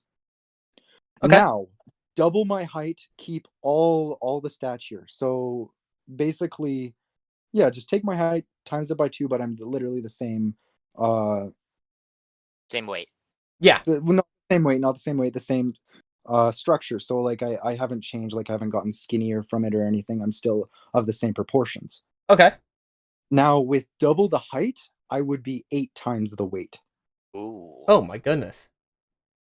Yeah, no, like even you can even do this with playing Minecraft, for example. You take one block, right? Mhm. And now to increase its dimensions by 2, you have to increase its mass by 8. I'm not good at math. Like at all, actually. I've run out of fingers at that point. Yeah. I'm so not even lying. Now we're getting into the realms of things getting extremely, extremely heavy once they get really tall and big. Oh my So, goodness. Godzilla, and that's another funny thing because like the Pacific Rim kaiju, if they were about 6 feet tall, they would only weigh about 20 pounds. What? Oh, wow. Imagine though, just floating through the wind. I'll get you next time, Gypsy Avenger. I'll get you next time. There's this one that I calculated, and it's ridiculous. It was the How to Train Your Dragon Bewilderbeast, and I actually like the way I calculated it. It was literally you've seen How to Train Your Dragon too, right? Yeah. Like you saw the size of the Bewilderbeast. Mm-hmm. Yeah. It's the equivalent weight of 3 African elephants, which means it's buoyant to air. Are you serious? Well, I mean, it's got wings, right? It can fly. I mean, I mean, like, it would float. It could not stay on the ground. It just physically couldn't. Imagine this thing dragging its toes across the ground like some scaly appa or something like that. It's like, can you go higher? No, not really. And this, I tried, but it didn't work. It would float like a helium balloon. I don't really feel like it. Maybe next time. All right, so there. Remember what we talked about before the stream started? Someone asked. Everyone asks if Kong could beat Godzilla with lightning powers, and Godzilla versus Kong. What are your thoughts on that? It's just it doesn't have lightning powers. We don't know. That's true. Yeah, it's literally that simple. I'm not a. Once again, I'm not a what if. I'm as it is. I need facts. Facts are facts. Because we don't know. We don't know if how strong this Kong's lightning powers would be because it simply doesn't have any. Well, it's like, yeah, to what extent are... we don't know if this dude could literally just shock you like a balloon. I am the Emperor. Or if he scaled up Thor with the lightning powers. We cannot scale that. Yeah, because we don't know how strong the lightning is. It'd be different. Exactly. Or to like what extent these lightning powers or like Godzilla's, vulnerability to lightning, or like... Well, I mean, anything. Wouldn't it be, because like, Ghidorah's got the gravity ray, right? It's basically electricity. You can't tell me otherwise, because he bit onto an electricity place, and he just lit up the sky with electricity. So if that's the case... Yeah, everybody says that the gravity beams are not lightning. I'm just like, okay, how? Like, what's the difference? Well, that's the funny thing, because Legendary Monsterverse gravity beams are, in fact, electricity. Yeah. But the ones from the Heisei, Showa, or Millennium are not. Okay. It's weird. It's weird. That's very weird. I think they wanted to play more towards the realistic side with the CGI and everything. So I guess that makes sense. Okay, keep going. My bad. Keep going. Well, you can really see it with Kaiser Ghidorah because he's able to lift things up with his gravity beams. Okay. Use the Force! Sorry. You know the true power of the dark side. Die! And just start shooting the lightning. That's Kong. He just have like a hood on and everything. You shall know the power of the dark side. Manila's in there like, Father, help me! Father, please! Increase farity between Godzilla and Kong. I almost feel like I know it sounds cheesy, but to give Kong some sort of like pseudo armor. Oh yeah, armored Kong. I don't know why people bring that up in arguments, because that doesn't exist. It doesn't exist, but I feel like it would definitely level the playing field. Yeah, it probably would. I mean, well, it depends on what material they use. You have to make the armor out of. Yeah. No, in all reality, like any sort of metal would still bend under the weight, right? Not carbon fiber! At that point. Carbon fiber would definitely win! It's adamantium! It's adamantium. No, it's vibranium! The strongest Unobta- element ever. Unobtainium. Unobtainium. Bullshittium. Why do we forget Bullshittium. the metal that the Mjolnir was made out of? What's it called? Uru or something? Uru. I knew you were gonna do that. I was gonna say it, but I didn't know if anyone else was gonna say it. It's made of I that. want to throw myself out the window after saying that. Oh my god. Alright. Like- Oh, we should continue. Okay, yeah, okay. So, this is all, okay, so the next thing is Kong winning in close quarters. I think we did this. Better yet, in an arena against Godzilla. Now, we could discuss the King Caesar thing as well as the Godzilla thing if we want to, but what are your thoughts on close quarters? I still Well, think close quarters. That's literally what the third fight was. Quite literally. Yeah, exactly. I mean, like, that takes away Kong's advantage of, like, being able to use his environment, like, use his agility, like, climbing stuff and stuff like that. It's, I mean, we would Yeah, just you see, place like, these what two happened in a- on the boat and in the third fight. Like, Yeah, you place these two in a place like Saskatchewan where there's like, I don't know if any of you've been to Saskatchewan, but it's the kind of place where if your dog runs away, you can watch it run away for like the rest of the day. They would fall off. They'd have one foot on the country and just be like, okay, you know, I don't think we can do this. If you look around Saskatchewan, it's just the horizon. That's it. So like it's kind of like that. If like in a place like that, if Godzilla and Kong were to fight, I 100% have my money on Godzilla, even taking away his atomic breath. No, for sure. I completely agree. Same thing with King Caesar. And I don't know if y'all saw this, but yesterday. And sorry. killing meant taking him up. That's even taking away the axe. Yeah, I would even say with the axe. I would still say that.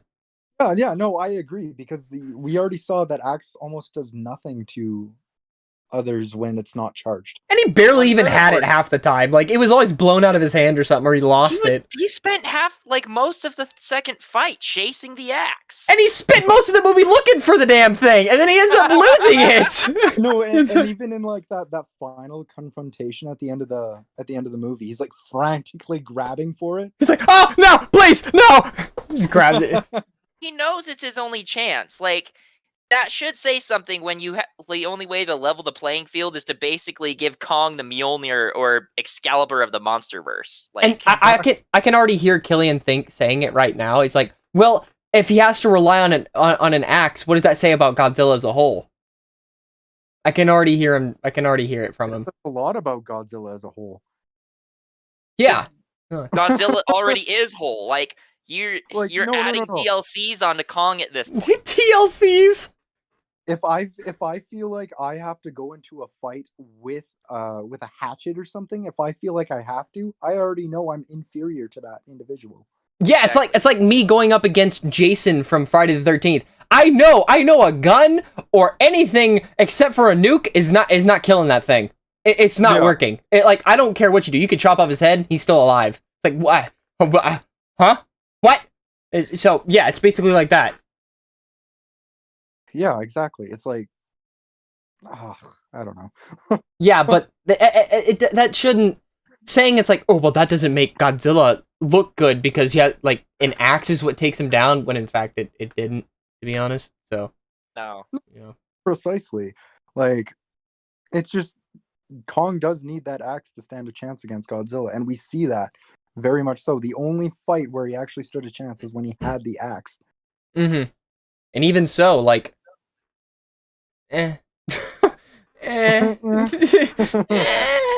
without the axe, it's absolutely hopeless against Godzilla.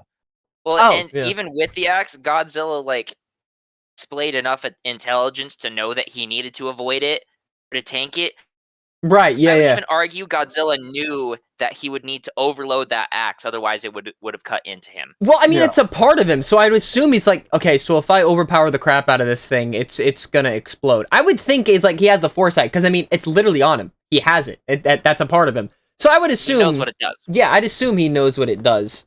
But not to mention, already shown before, like in the Iwi tale, he's fought Kongs before.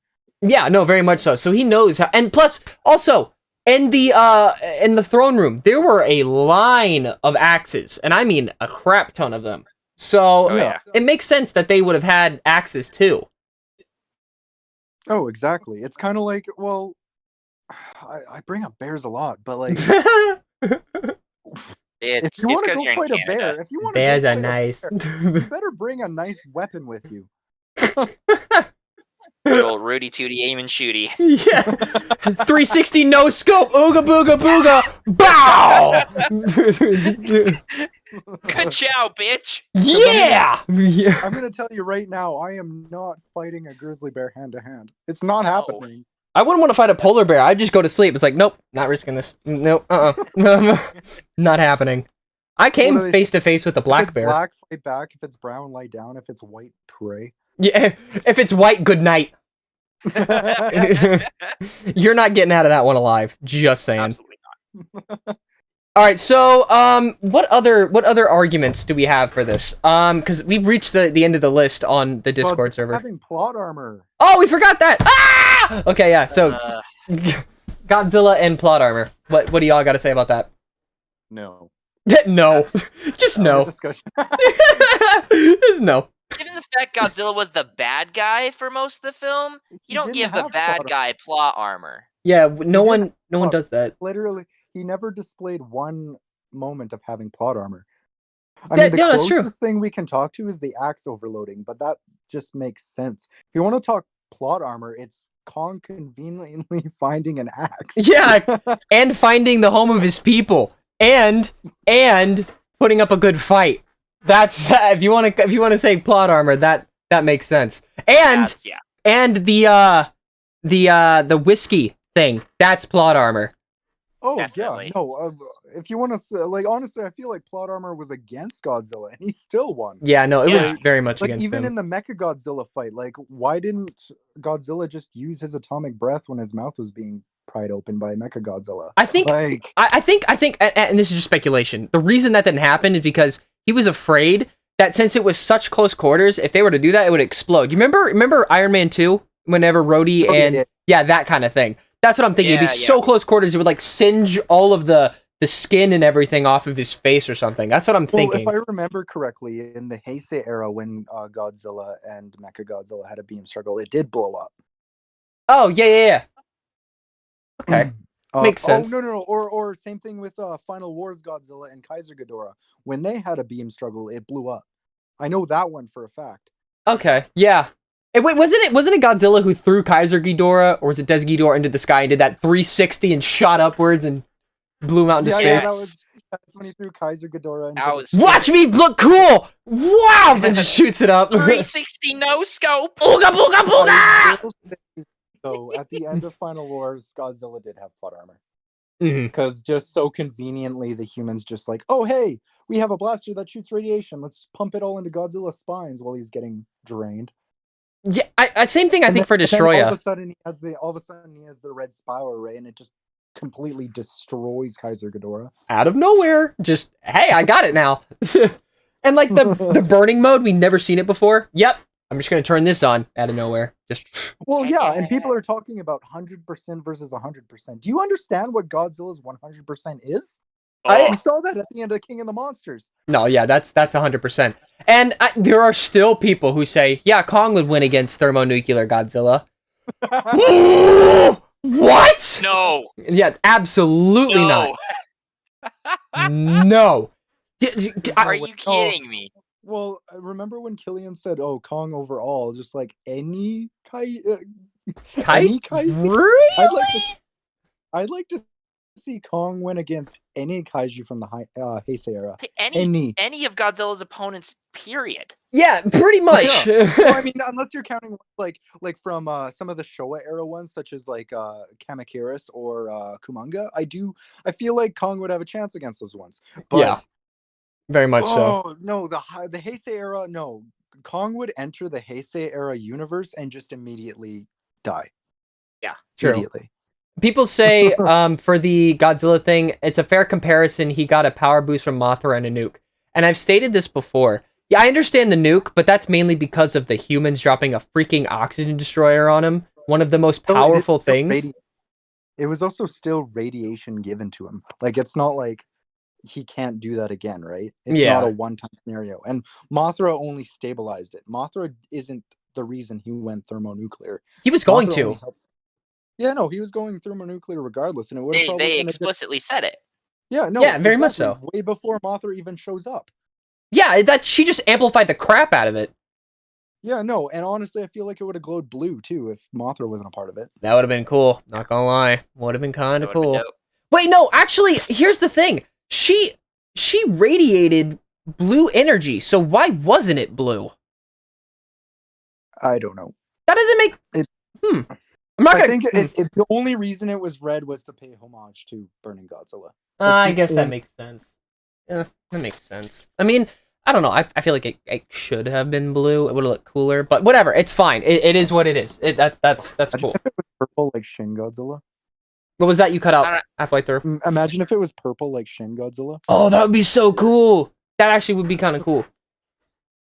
I actually kind of like the red, like, Burning Godzilla. Like, I feel like for some reason, like, it shows, like, oh yeah, now he means business. Like, his power level is just you're so dying much now. That's basically what's happening. You go up against them, you're dying. It's just how it is. I am the sun. in the Monsterverse, the Godzilla theme is literal boss music. That's what it is. Yeah, no, and I don't care how strong you are. I don't care what you've done to Godzilla. If he's lost all of his arms, all of his legs, and his torso, that music comes on, you're dying. I don't care what happens. It's my favorite thing. The music is plot armor. The music is literally plot armor. No, that's literally because like people are saying Godzilla had plot armor. He literally didn't even have his biggest form of plot armor, which was his original theme. Yeah, exactly. I just theme song, no diffs. Yeah. Theme song, you're done. You're just done. I don't care if you're going up against one overall. Done. It's over. No joke, I use that song in my workout playlist. Like, yes, as you should. As you should.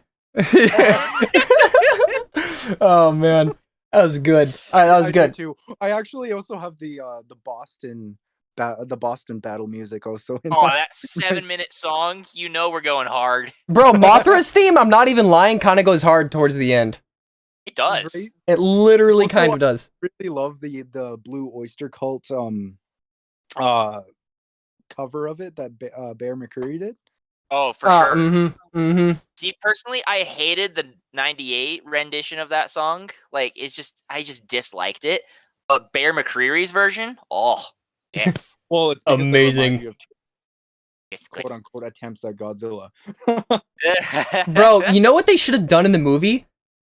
Someone highlighted this in the chat. They said everybody gangstered so Godzilla's theme starts playing. I feel like Kong, he'd be like celebrating, right? And then you hear that's like dun dun dun, and then everybody just looks around like, oh god. It's like the Jaws theme. It's like, wait a minute, hold on. Yeah. Dun dun dun dun dun dun. And then you see Godzilla climb up from the back.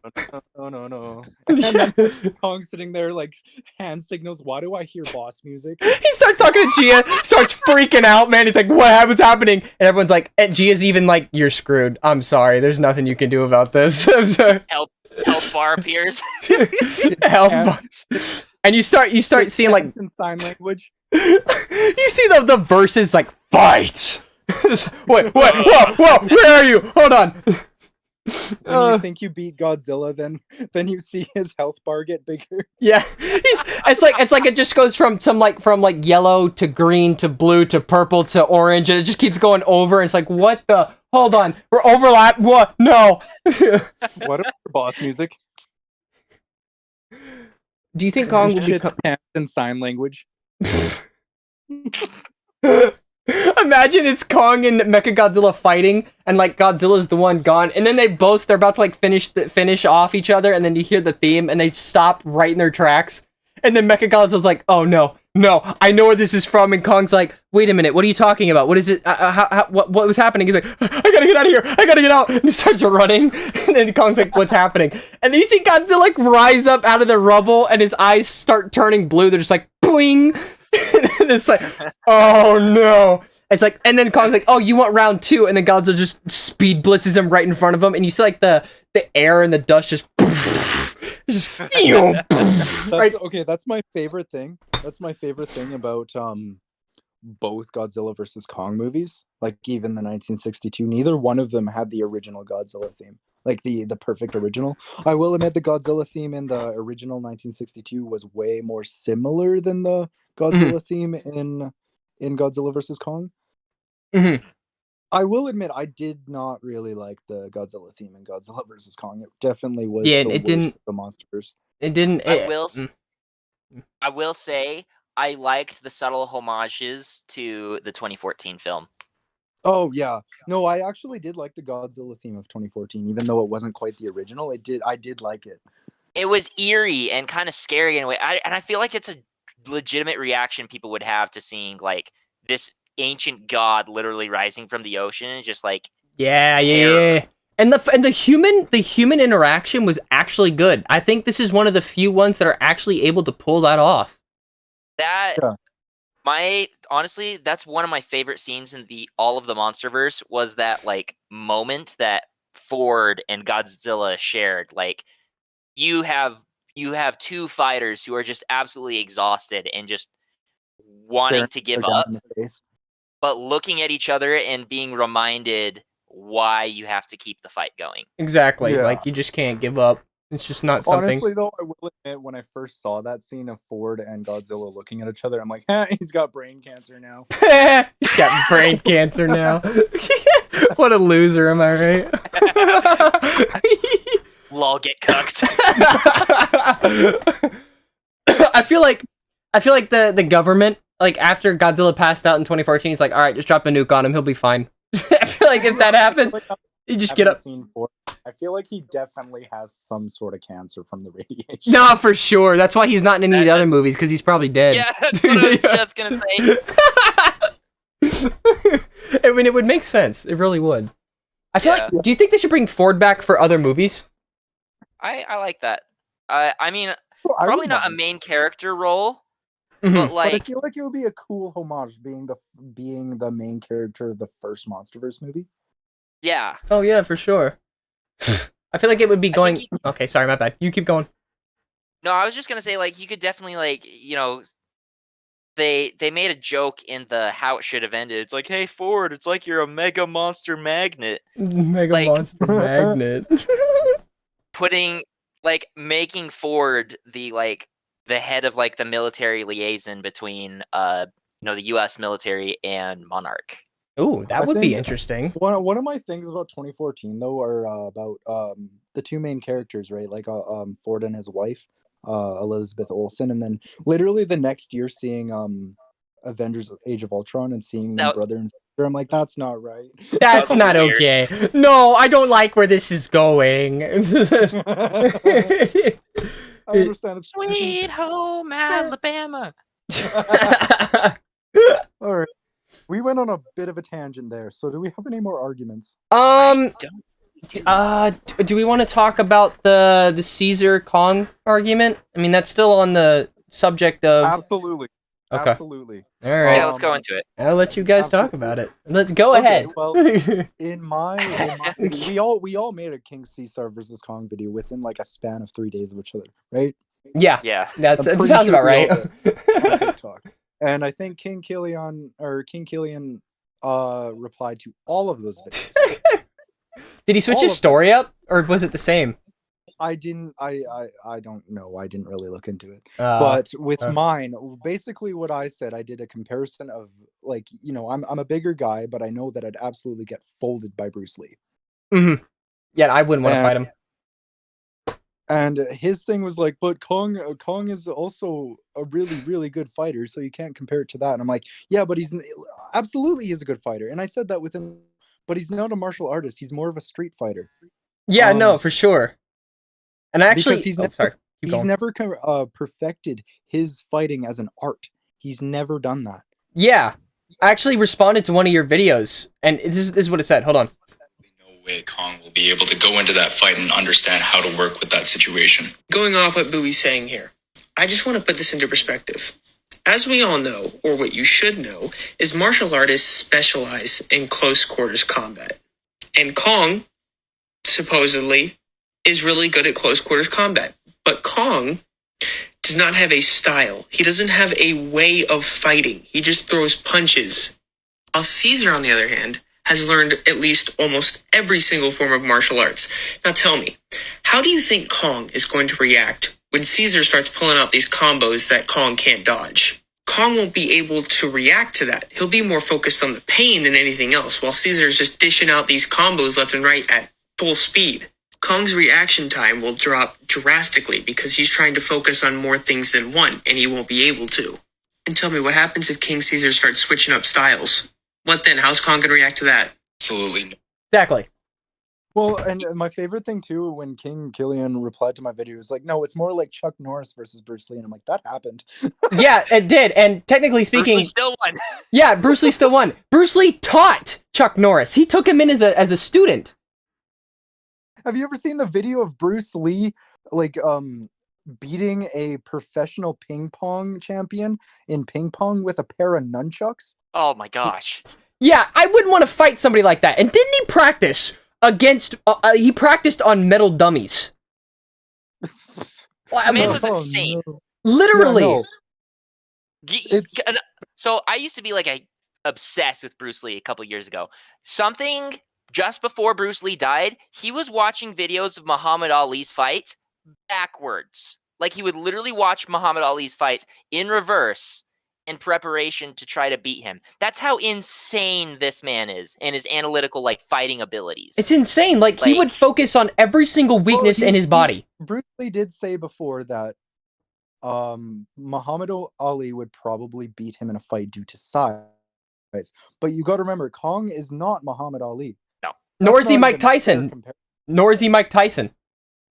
No, he's not a Mike Tyson. He's not a skilled martial artist. He's fought for survival, absolutely. And he isn't a bad fighter. He is a street fighter. That's exactly what he is. He fights because he has to. He doesn't fight as a sport or an art. Right, he doesn't he doesn't enjoy it. No, exactly. As, for example, Mike Tyson. Mike Tyson got the name he is. I mean, a big part of his popularity is because he bit off somebody's ear, but we'll ignore that. We'll ignore that part. Someone said he he's was quite a bit popular before that, but you know. Someone said he's a Jake Paul. Okay, we're giving too much to Jake Paul here. I got your hat! I got your hat! Did you see? Have you guys seen my Instagram stories? Oh yeah, I saw. Yeah, the Peter Griffin thing, dude. I saw. Still got your hat though.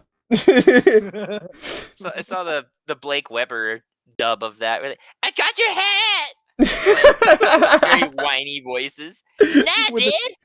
Nah, His dude. nice old black eye. Yeah. And also another thing about the Mike Tyson thing. So someone said, and I never specified that Bruce Lee would beat Mike Tyson, but someone said that Mike Tyson wouldn't be hurt from Bruce Lee's punches, and I'm like, you've got to be kidding me. You have to be joking. He would get hurt. In a street Absolutely. fight? No, for sure. If someone practices on metal dummies, no, for sure he's gonna get. Mike Tyson's gonna get hurt. Now I'm not saying like you said before, Bowie, with Muhammad Ali, the weight difference is insane, and that's probably the reason why. But no, Mike Tyson would get hurt. Oh, absolutely. You're talking about the man who pioneered the 1-inch punch. No, and could launch you. With He had like 100 pounds of force in that one punch, right? Wasn't it somewhere around that? Well, and that's a big thing. Big difference between Muhammad Ali and Mike Tyson is Mike Tyson was more like a high caliber sniper rifle, but Muhammad Ali was like a minigun. Yeah, no, Muhammad Ali was he could use his hands and his stature to his Muhammad advantage. Ali was more like the cannons on the front of an A-10 Warthog. I agree. I agree with that. I agree. Yeah, like that dude is insane. And I mean, I even read up on an article that Mike Tyson actually learned things from Bruce Lee for his fights. Like how he fought, how he moved, and Mike Tyson took that from him and put it into his own fighting style, so to speak. In his own weird way. I was also going to say this about the Jake Paul thing, but like comparing Kong to Jake Paul, at least Kong actually fought a pro. Yeah, at least Kong actually fought a pro. That's good. That's good. That's actually funny. That's good. And like, like with Kong and him fighting King Caesar, Kong doesn't have a style like Muhammad Ali or Mike Tyson does. You see, they've trained parts of their bodies in order to put up fists against other people and win titles. See, Kong, he doesn't have that. Caesar, on the other hand, has martial arts on his side. Mm-hmm. So No, it just that's literally what he is. He's a protector entity of a specific group of people, and rightfully so. I mean, within the Monsterverse, Kong is somewhat of a god to the Iwi people. Mhm. But it's not nowhere near under the title of god like King Caesar is. King Caesar is an actual entity, as Kong is just a glorified animal. pretty much, yeah, that's true. Sometimes Kong would be Hermes on the Pantheon. Like, yeah, true. That's very much so. Now, what were some of the arguments about that Killian had against King Caesar? What was it? Was it height, weight? Even though the height's not even that big. It's like a what, 20 it's like 20 feet? 6 feet. It's not that serious. No, how tall is Kong? Kong is 337 feet, I believe. In meters. Meters, yeah, meters. So feet. Kong's official. I think he is. Height. I'll tell you the 337. Wasn't King Caesar like 328 feet? No. Here it is. Kong's official height is 103 meters or 102 meters tall. And that would translate to 330 something feet, right? Yes, as King Caesar's, on the other hand, is 100 meters tall. So he's literally only 7 feet shorter.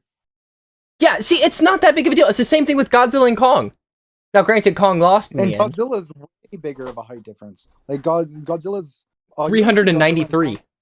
Well, you see Godzilla and Kong's height difference especially in the scene where Kong's holding his throat up against the building while Godzilla's charging his atomic breath right before he puts the handle of the axe in his mouth. Yeah. You really see how much Godzilla, if he's standing up straight, really dwarfs Kong. Kong legitimately looked up like he was a 5th grader looking at someone who's 20 years old, like, he was looking up. No, literally what it looked like.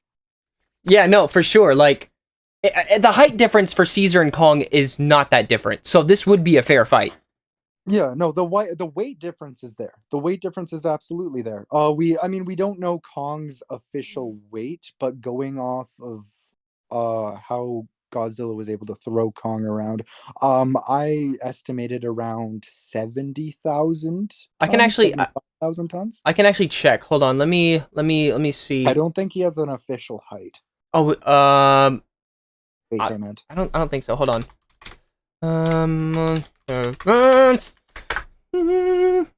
Okay, so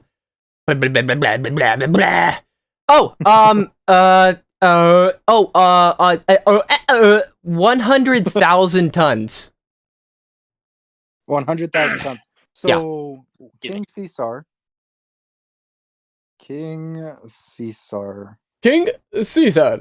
Wait. Okay, so if we're going off of he's half the weight. Half the weight? Half the weight, and I still think he'll win. Well, yeah, because I mean, if you're, I don't know, this could depend. Since he's a martial artist, right? His speed and his agility are one of his best attributes. Since he's, I guess, a little bit, he's like half Kong's weight. He could move around quicker.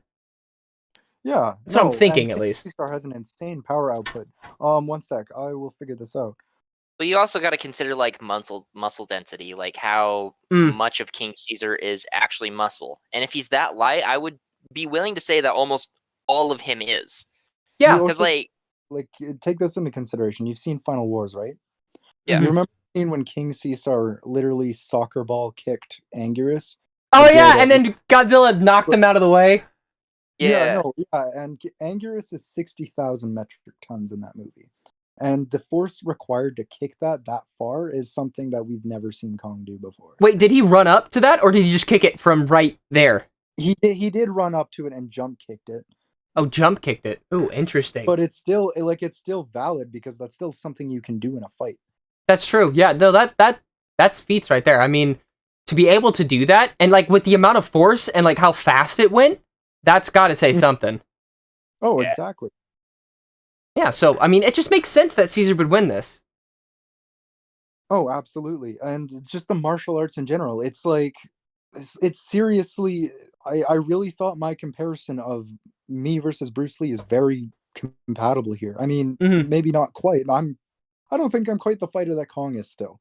But Right. it's more comparable than like someone like Chuck Norris or Mike Tyson. Very much so. I'm like 6 Yeah. feet 170. So I mean, I'm not much of a fighter. I don't really do that. And here's another thing that I realize is people do martial arts to protect themselves and others, not so they can go around fighting people for fun, unless you do it professionally. Exactly.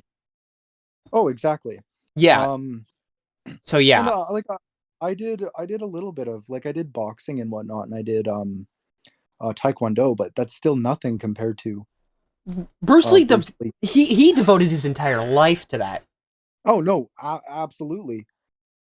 The same thing can be said about Caesar. I mean, Caesar's only awake when he's fighting. yeah, true.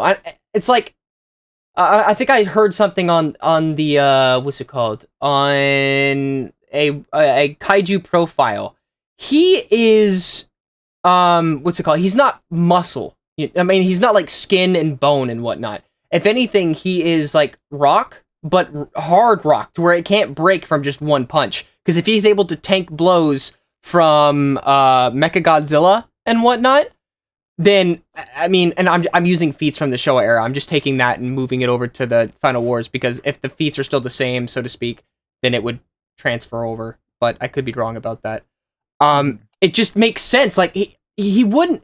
He's not fragile. He's not. No.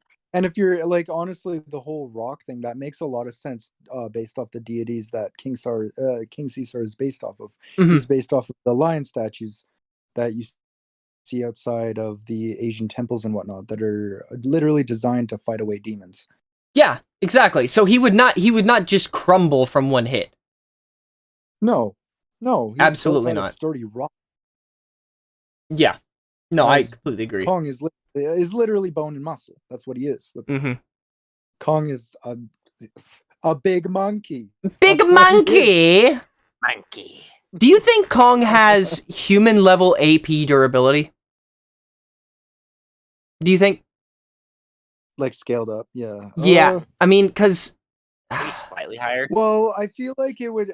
I do feel like in terms of his skin and durability, would much more match like bigger apes, like for example, a gorilla and an orangutan, right. like just scaled up.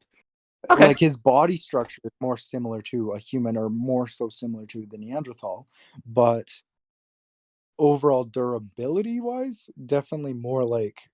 And going back to the Neanderthal, like you guys know that the like us Homo sapiens and Neanderthals lived at the same time at one point, right? Yeah.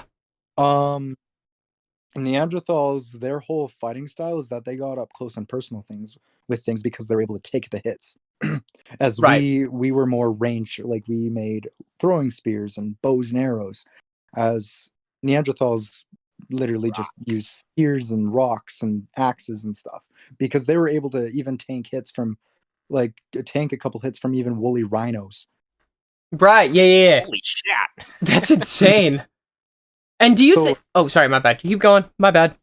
So I feel like it would more so scale to that, but scaled up. But that's still nothing compared to Godzilla's feat of surviving an extinction-causing asteroid. Yep. Nope. I completely True. agree. I completely agree. And in terms of King Caesar, I don't remember this. I could be wrong. Does King Caesar have to be shot with a beam in order to shoot a beam back? Yes. Okay, I thought he was able to shoot a beam But regardless. he just reflects it back though, and that's actually a huge level of reaction speed because he's able to react to Mechagodzilla's beam to replace himself because he has to get shot in the eyes to reflect it back, right? Yeah, I believe so. Or yeah, it's where his crystal is in the middle of his head. It's either that or he I don't know, energy is drawn toward it to a degree, I think. That's a possibility. Yeah. Yeah, no, that makes sense. That makes sense, yes. But I mean, that's not going to really play a huge part, the whole beam transfer thing in a fight with Kong, because it's all going to be hand to hand, unless Kong gets like a giant laser gun or something. But Hey guys, guess what? what He's back. Killian wants to join the live. does he want to? He does. Does he have Discord? Killian, do you have Discord? I mean, I've got work in an hour. Okay. So how does that? Maybe another time? Maybe another time? Another Killian? time, perhaps. Maybe. Because I'll say if we had another person, this call will have to last a lot longer. Yeah, we'd be going for another hour or two we at least. We can definitely schedule another one. Yeah, we can definitely do that. Everyone's telling me he's here. I already knew he was here. I already knew he was here, guys. He made himself present. Weren't we reading his stuff before? Yeah, I believe so. Yeah. He says whenever. So when is a good time for you, my guy? You know? I mean, what good for you guys? We did another Saturday like this, Yeah, we can do I another can do Saturday. Oh, on the 14th, I believe. I have something for Walmart I'm doing. It's a weird thing for acting. But that shouldn't work. No, not 14th! Ah! It's on Tuesday. So Tuesday I have something. So this next Saturday on the 15th, I don't think I have anything. You guys? I don't think I have anything either. Not for me either. Yeah, I'm good. If we did the same time, that'd probably be perfect. Okay, yeah, 3 to 5. I think we could do that. Killian, how does that sound? Yeah. Answer, Killian! Please! Give him the time. Oh, and then after this, we can get on to the next Monsterverse movie. Oh, yeah, that's true. We can do that. Talking about Son of Kong. Oh, yeah. Son of Kong! Okay, Killian, hurry up! Yeah. I would love that too. Hey, Okay, there he is. we're good! We got it! Ah! We got it. Alright, we're good. You're free. Alright, that's good. Alright. So, next Saturday... wait, make sure he knows, daylight times and stuff like that. Oh, wait, Killian, what, Just discuss this with him over, either a TikTok or even in Discord. I mean, if he wants to join the Discord, we can. What time zone period thing are you? Yes? No? I don't know what I'm saying anymore. Yes. Yes! That's how I usually answer most of my things. When I don't know, I just go, yes. I found this meme of Rodan that I need to send you guys, that I found years ago. It's my favorite to use in any given group chat. Nobody understands it, of course, but only real fans of the Monsterverse understand. Only true fans.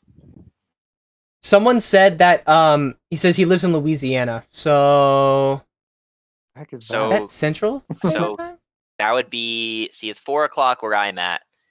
It would be 6 o'clock for him. Right? It is 6 o'clock right now for him. Am I correct, Killian? Killian, is it 6 o'clock for you, my guy? Someone also said that the radiation in Hollow Earth will make Kong grow. I don't think so, because once again, his entire people were down there, and the throne still fit him. The hand was still a size. Overall, there's chances are no. Yeah, probably not, because what Bowie said, he's half radiation, half caloric. So there's only a maximum amount that he can grow to. It's 505. It's 505. Oh, okay, gotcha. Okay, so it's the same thing here. It's the same thing for me. So that's perfect. That's perfect. Okay. Oh, that works out. All right. So now that we got that situated, so it'll be 3 to 5 on Saturday, I believe. Right? Okay. Saturday. Okay. Well, okay. Do you guys want to talk about Son of Kong? Yeah, let's talk about Spinach if you have time. Yeah, I'm good for another 10-15 minutes. So Okay. We should. It shouldn't be very long. Yeah. Okay. So, what do you think it's gonna be? If we're talking about a Son of Kong, that would mean a juvenile Kong species coming into the play, right? Mm-hmm.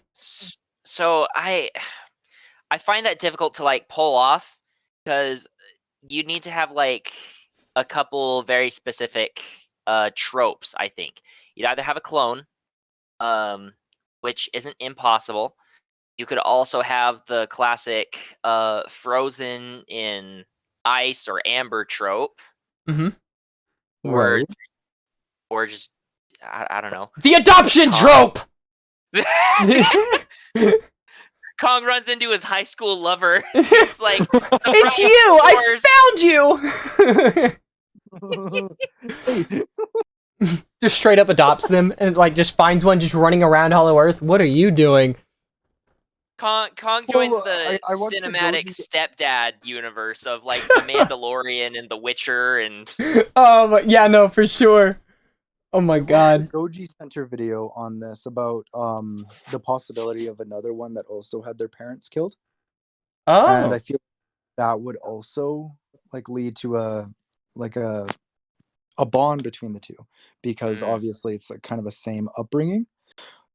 Either way though, like obviously there could be like the chances of a couple more Kongs down there, and he meets a lady Kong, and you know, How would a female Kong look like? How would that gorilla boobies. No hesitation! None! Just straight up! You just said it with no hesitation.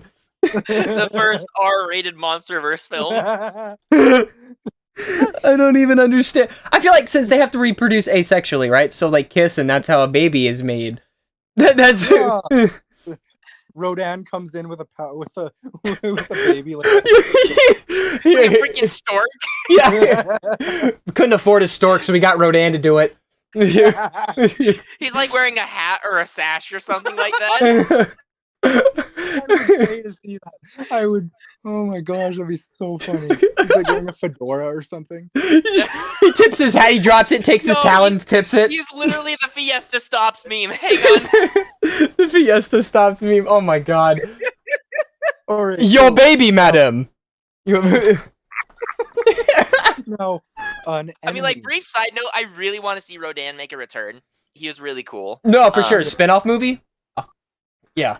Or just like something that he gets to be featured in. Yeah. Like, Yeah, exactly. Give him new powers.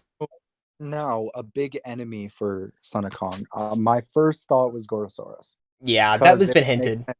Just That due to Kong being based off the Toho Kong or King Kong. Mhm. The main enemy the first main enemy just made to fight Kong was Gorosaurus, and did make a return in a couple other movies. But Gorosaurus was literally designed to fight Kong. But I saw this on Goji Center. It's a screenshot of what it could look like, and that's it. I sent it to the Discord. Interesting. okay. Oh, okay. I Interesting. like. He gives me Indominus Rex vibes. Yeah, no, for sure. He Yeah. does. And the face isn't ugly. I can And they- actually look at it. Finally. And they better come up with some sort of like kangaroo kick for him, because that is literally Gorosaurus's staple move. If they Mhm. don't do that, I am leaving the theater. I'm leaving it. It's like, oh, it didn't happen? I'm gone. Bye. No, he has to do the kangaroo kick. That's a staple of his character. That's as much of a staple to his character as the atomic breath is a staple to Godzilla's character. Mhm. Gorosaurus has like he's got like a retractable spike at the end of his tail, doesn't he? I couldn't tell you. I've honestly I've only ever seen Destroy All Monsters with him in it. That's the only time I've ever seen Gorosaurus in a movie. Okay. I've never Because if seen. he does, that's the only thing I would like consider for this design is just a longer, maybe like more prehensile tail, perhaps. Mhm. Like the only Toho movies I've actually seen of like their own films are all the Godzilla movies and a couple of the Mothra movies. So Yeah, I really couldn't tell you. I agree. Gorosaurus, but I feel like Gorosaurus and even like maybe a species of Gorosaurus. It makes sense because, like I've said, like I don't know if I've mentioned this in a video before, but like how all movies go when it comes to Hollow Earth or whatever the other word is for Earth on the inside, the dinosaurs survive. Basically, that's kind of how it all. That's the trope that goes behind Hollow Earth. So I guess it would just make sense that Gorosaurus would be there. Yeah, no, absolutely. I mean, you had the V-Rexes in the 2005 King Kong. What the hell is this? I feel like, but I feel like it would make it be gore.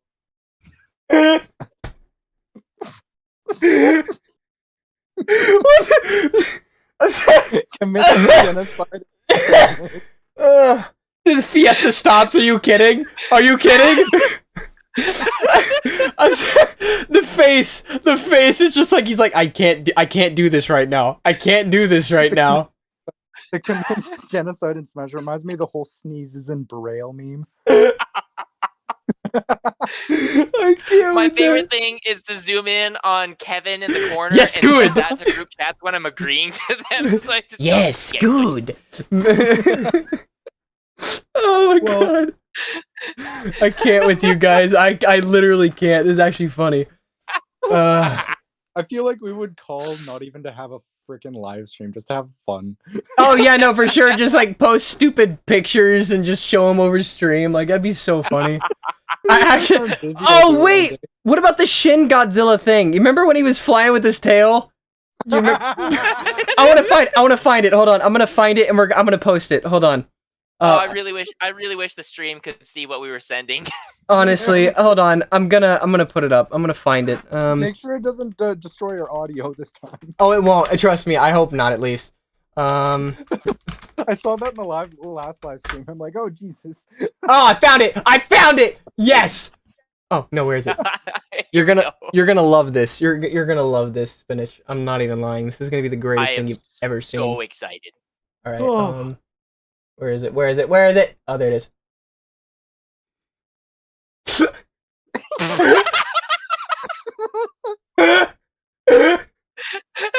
Imagine seeing that just flying across the sky. Makes eye contact with you and just follows his head while he keeps going forward. To infinity and beyond.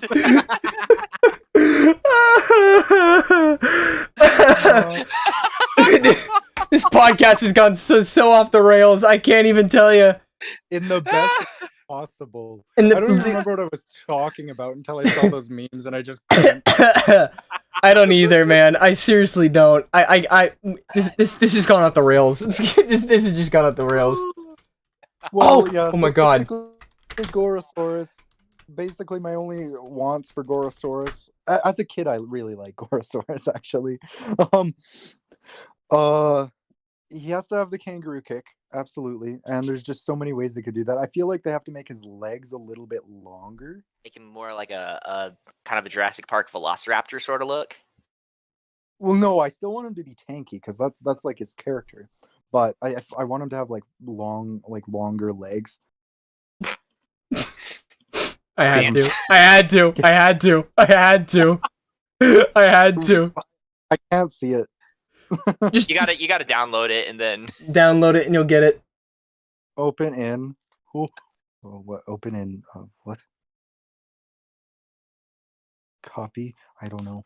I'll see it later. I want to see. Hold on. I want to see if it'll. No, it's a JPEG. I want to see if I can save it as a. What if I airdrop it? Nope. Oh, it's that won't work. Yeah, wait. Hold on. I want to see if I can like. Hold on. Like email it to yourself or something, and then. Yeah, you can. I'll do that. I'll do that later. But yeah, so with Gorosaurus, I would love to see him. Obviously, with the legendary touch. Think, Kong. Think. Sorry. I am a radioactive dinosaur that literally has atomic breath. Think, Kong. Did you actually believe you would win? Think, Kong. Think. Do you see Rose Kai actually responded to my thing, and he did the whole Goku versus Jiren thing. He legitimately. Yeah, I watched that. Somebody sent me a right before the live, I think. Rose Kai message in Discord and just asked a question. Do you think Kong will be powerful in the future movies to the point where he can probably stand a chance to maybe Ghidorah? No. Yeah, no. I don't believe. That was so cool. Just no. No. I'm sorry, but like no, he's not Goku. This isn't an anime. Like, He's no Saiyan. No he's, amount- he's just a monkey. yeah. Literally. That's it. There's nothing else to it. Kong goes Super Saiyan. Godzilla goes creative mode. Godzilla goes creative mode. Becomes the I just imagine like a T-posing Godzilla just like through the sky. Just or that one meme where like the legs just go in front of him. It's like you know that TikTok thing where this person's screaming and he runs off the screen. He's like don't, and he just keeps like the long steps or whatnot. It's Kong running and then Godzilla from behind just with the very long strides or something. I don't know if I can find them. Okay, so yeah, the person... I know what you're talking about. Or like scream. Yeah, for sure. Literally Godzilla versus Kong. Gets hit with laser beam. Dude, there's this picture of Manila and Danny DeVito, and it says "Your move, Hollywood." This person that messaged me, they're apparently they're watching. After we just say no, they're like, bro, are you kidding? Oh man. Poor Kong, he says. I mean, love the guy, but he just no, and actually, let's kind of finish off with saying this: we don't hate Kong. Yeah, no, we don't hate him, guys. I actually like the character. I 100% like him as a character. You can't say he wasn't heartwarming in the movie. He was. He did some pretty cool shit, and he went toe to toe with King of the Monsters. Who can say that? exactly. Scylla. Oh, wait a minute. I shouldn't have said that. I kind of spoiled something. My bad. Moment. I didn't mean it. I promise I didn't mean it. You're like carrying the spotlight up in the booth, and you're just like, move. But let's put it this way then. Like, who could say that they lasted against King of the Monsters? Scylla. No, I'm tired of trying. Dora. Everyone. Okay, I will give him this. A lot of people like Rodan, and Rodan didn't dare fight Godzilla once. He's like, you know what? Forget it. I'm gonna bow. I don't want to do this anymore. Like, I'm not in the mood today. Man, I don't even want to do this no more. That's enough for today. Yo, it just got real, man. No, I don't hate Kong either. I thrash on him. I think we all do. I'm a little more hyper aggressive than I need to be against Kong and Killian sometimes, but I don't hate Kong. I think he's really cool. I think he's, like you said, Bowie, really relatable to a degree. And I'm glad that this movie did as well as it did, because it made me more of a Kong fan. It makes me excited to see more Kong content in the future, and overall just a wider success for the Monsterverse in general. Well, that's exactly the thing, because I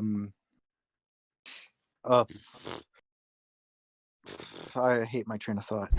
Nah, he's a bozo. Get curb stomped. I'm kidding. That's a joke. That's a joke. No. That's the thing. Like, I'm a hardcore Godzilla fan. Like, I watched my first Godzilla movie when I was really little. It was a Heisei movie too, so I love the character. But at the same time, when Kong was getting absolutely curb stomped, I wasn't cheering. I was like, oh, poor monkey man. Ouch. He will know the dark side. Okay, now last thing to finish it off. This is a really controversial one. Rodan versus Kong. Rodan versus Kong. Ooh, that's a good one. I think it depends if he has the axe or not. Yeah, I think it does. Honestly. Wait, hold up. What was the argument?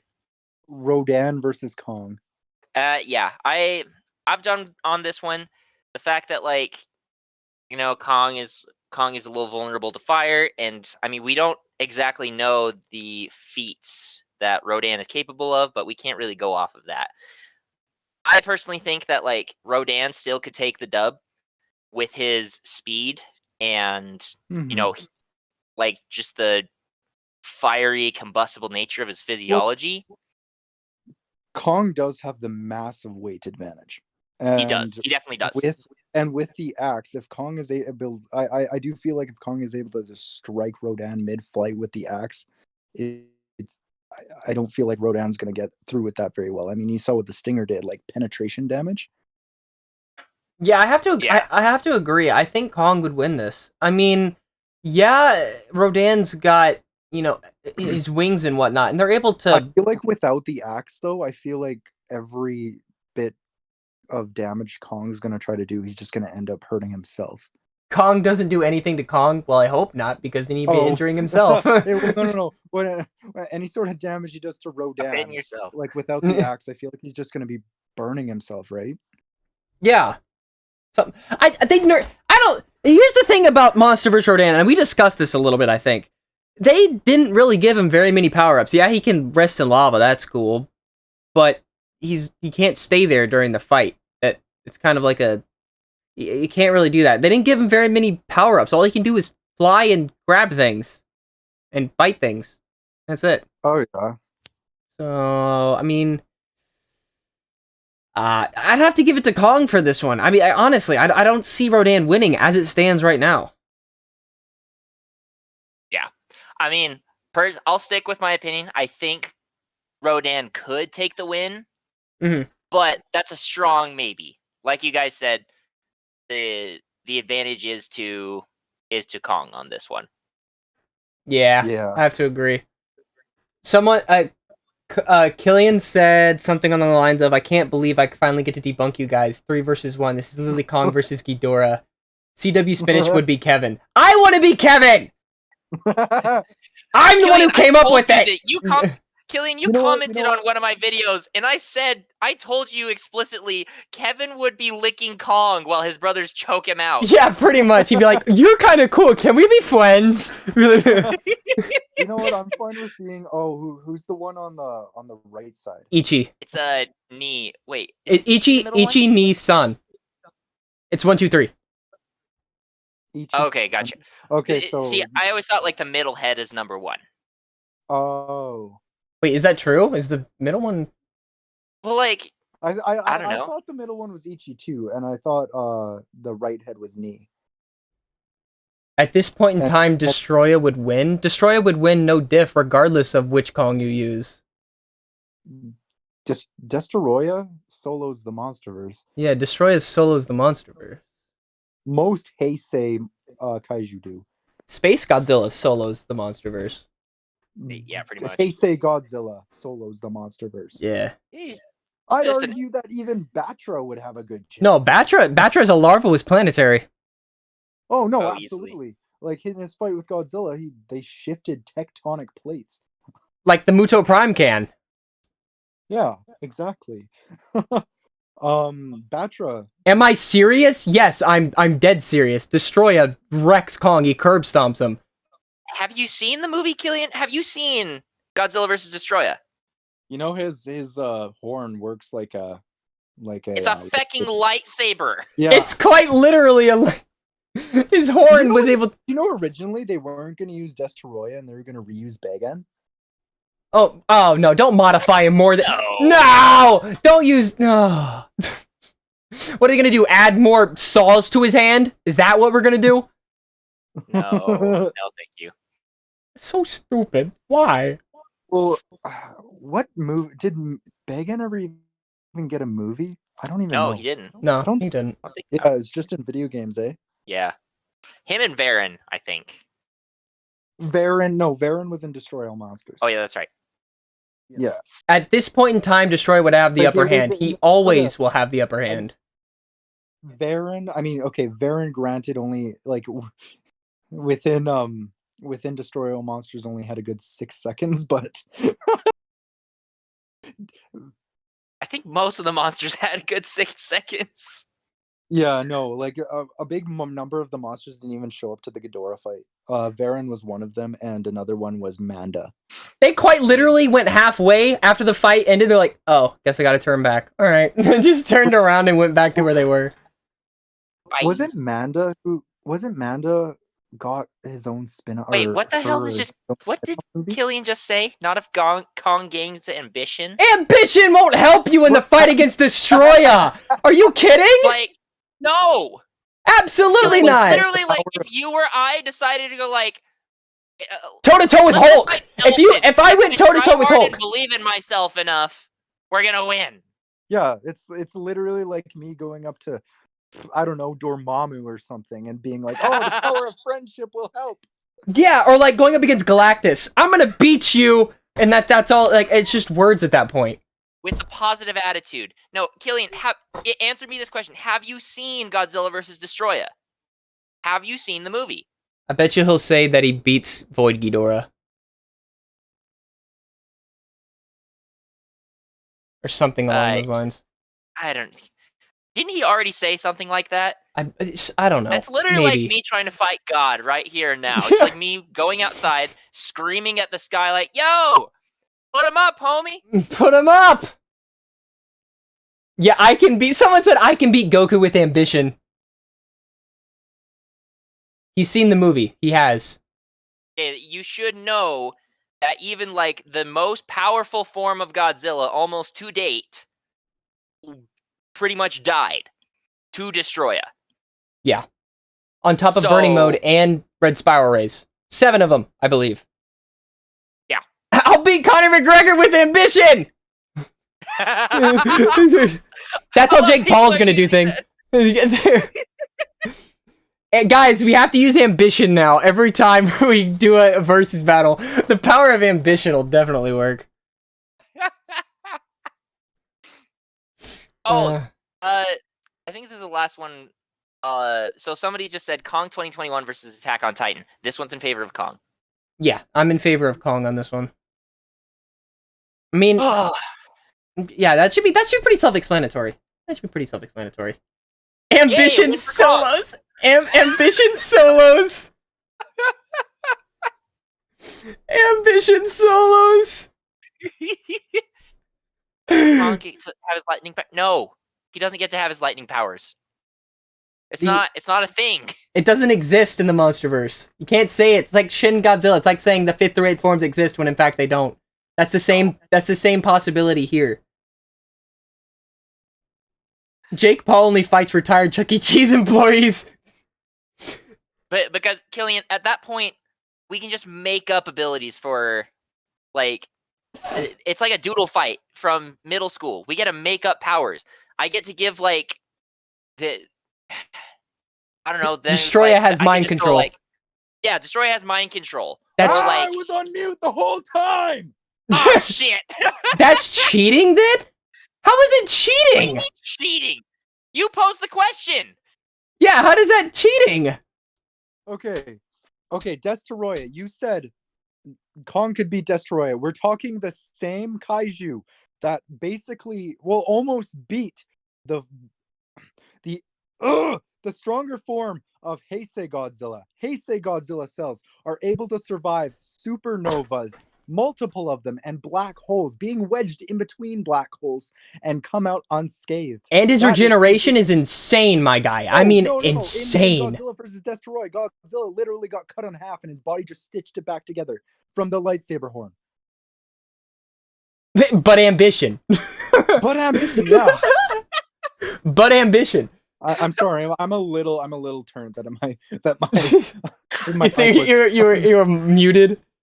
Yeah. Because no monster can step to. I was muted the whole time.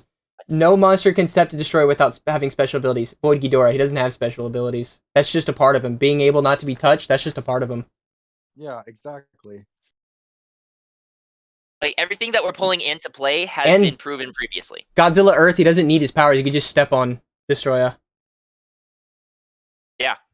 Pretty much. He's just that damn big. If Kong gets lightning powers, Godzilla gets the Infinity Gauntlet and the powers of ambition.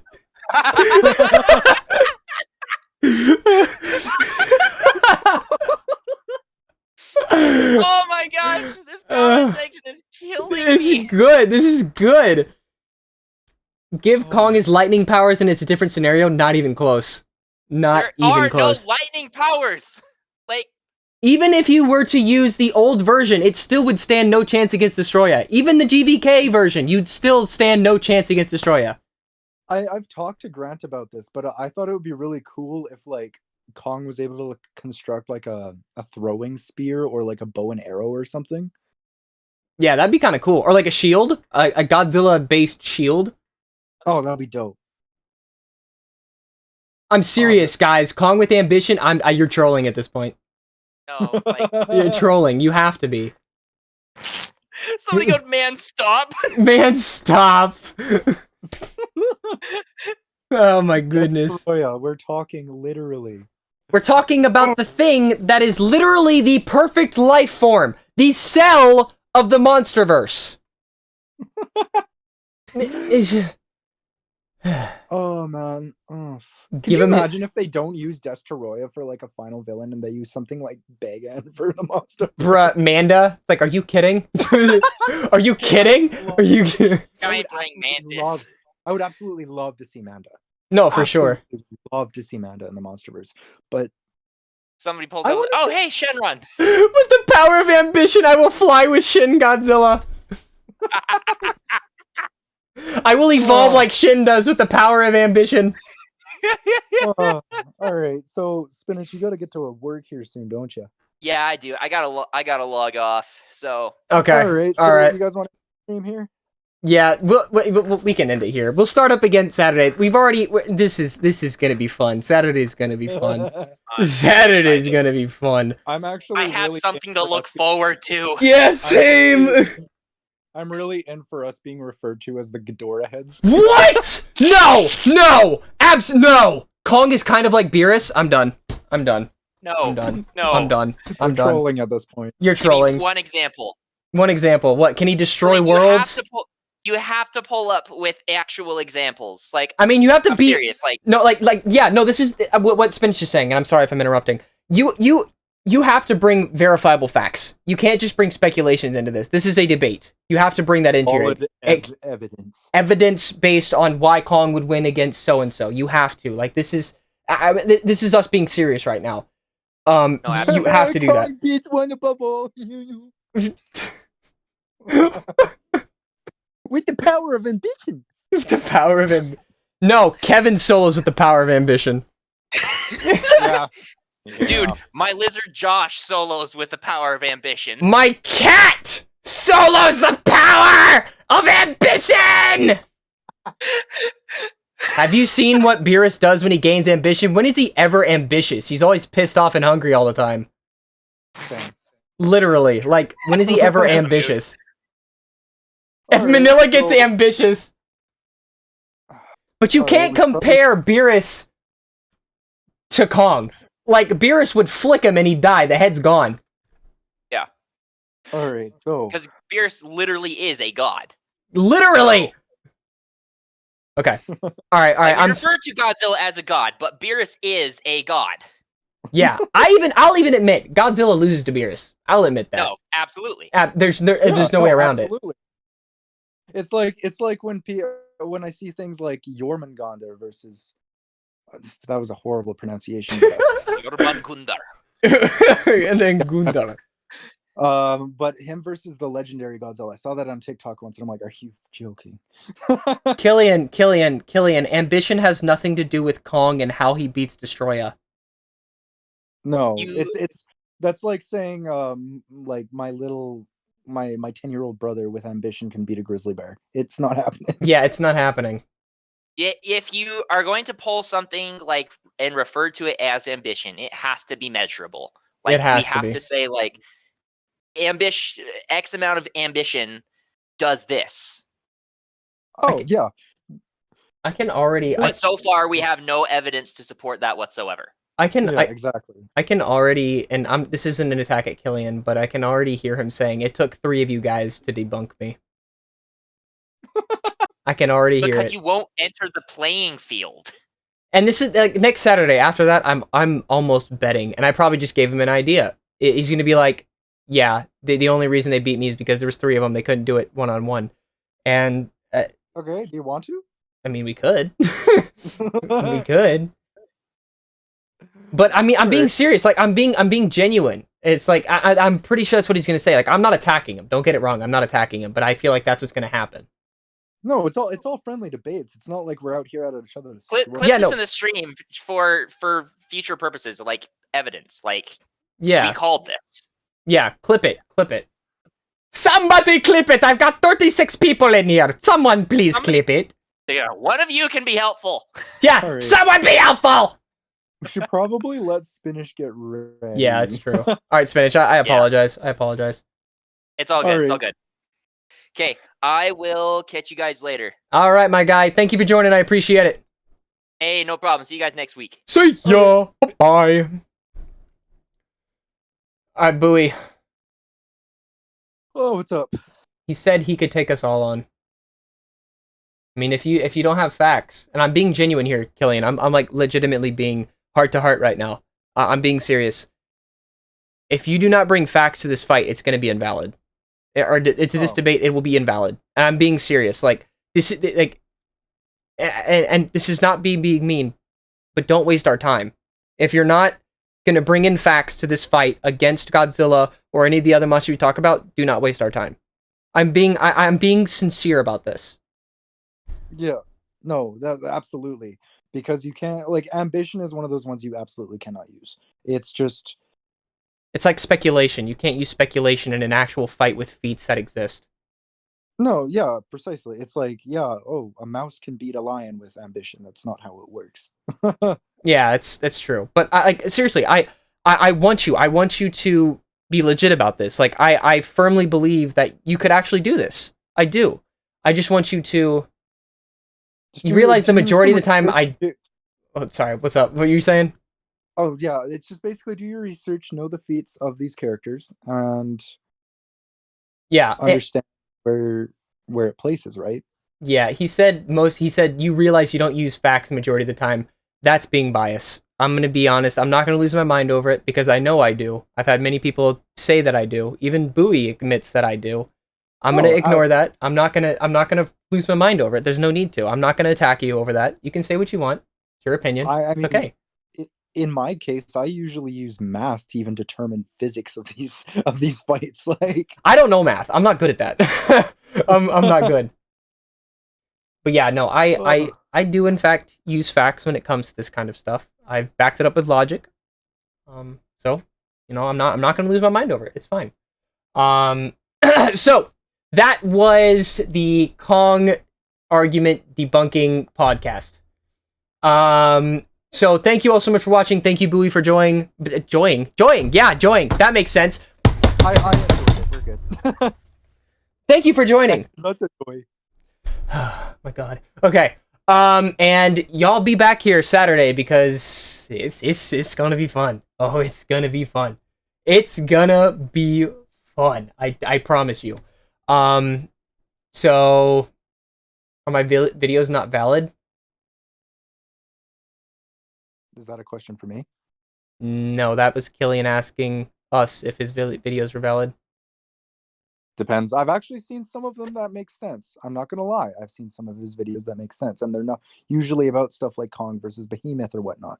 Yeah, I mean, I kind of Like, agree. I actually did agree that Kong probably does beat Behemoth. Yeah, Behemoth isn't really a fighter. It's even shown in the comics.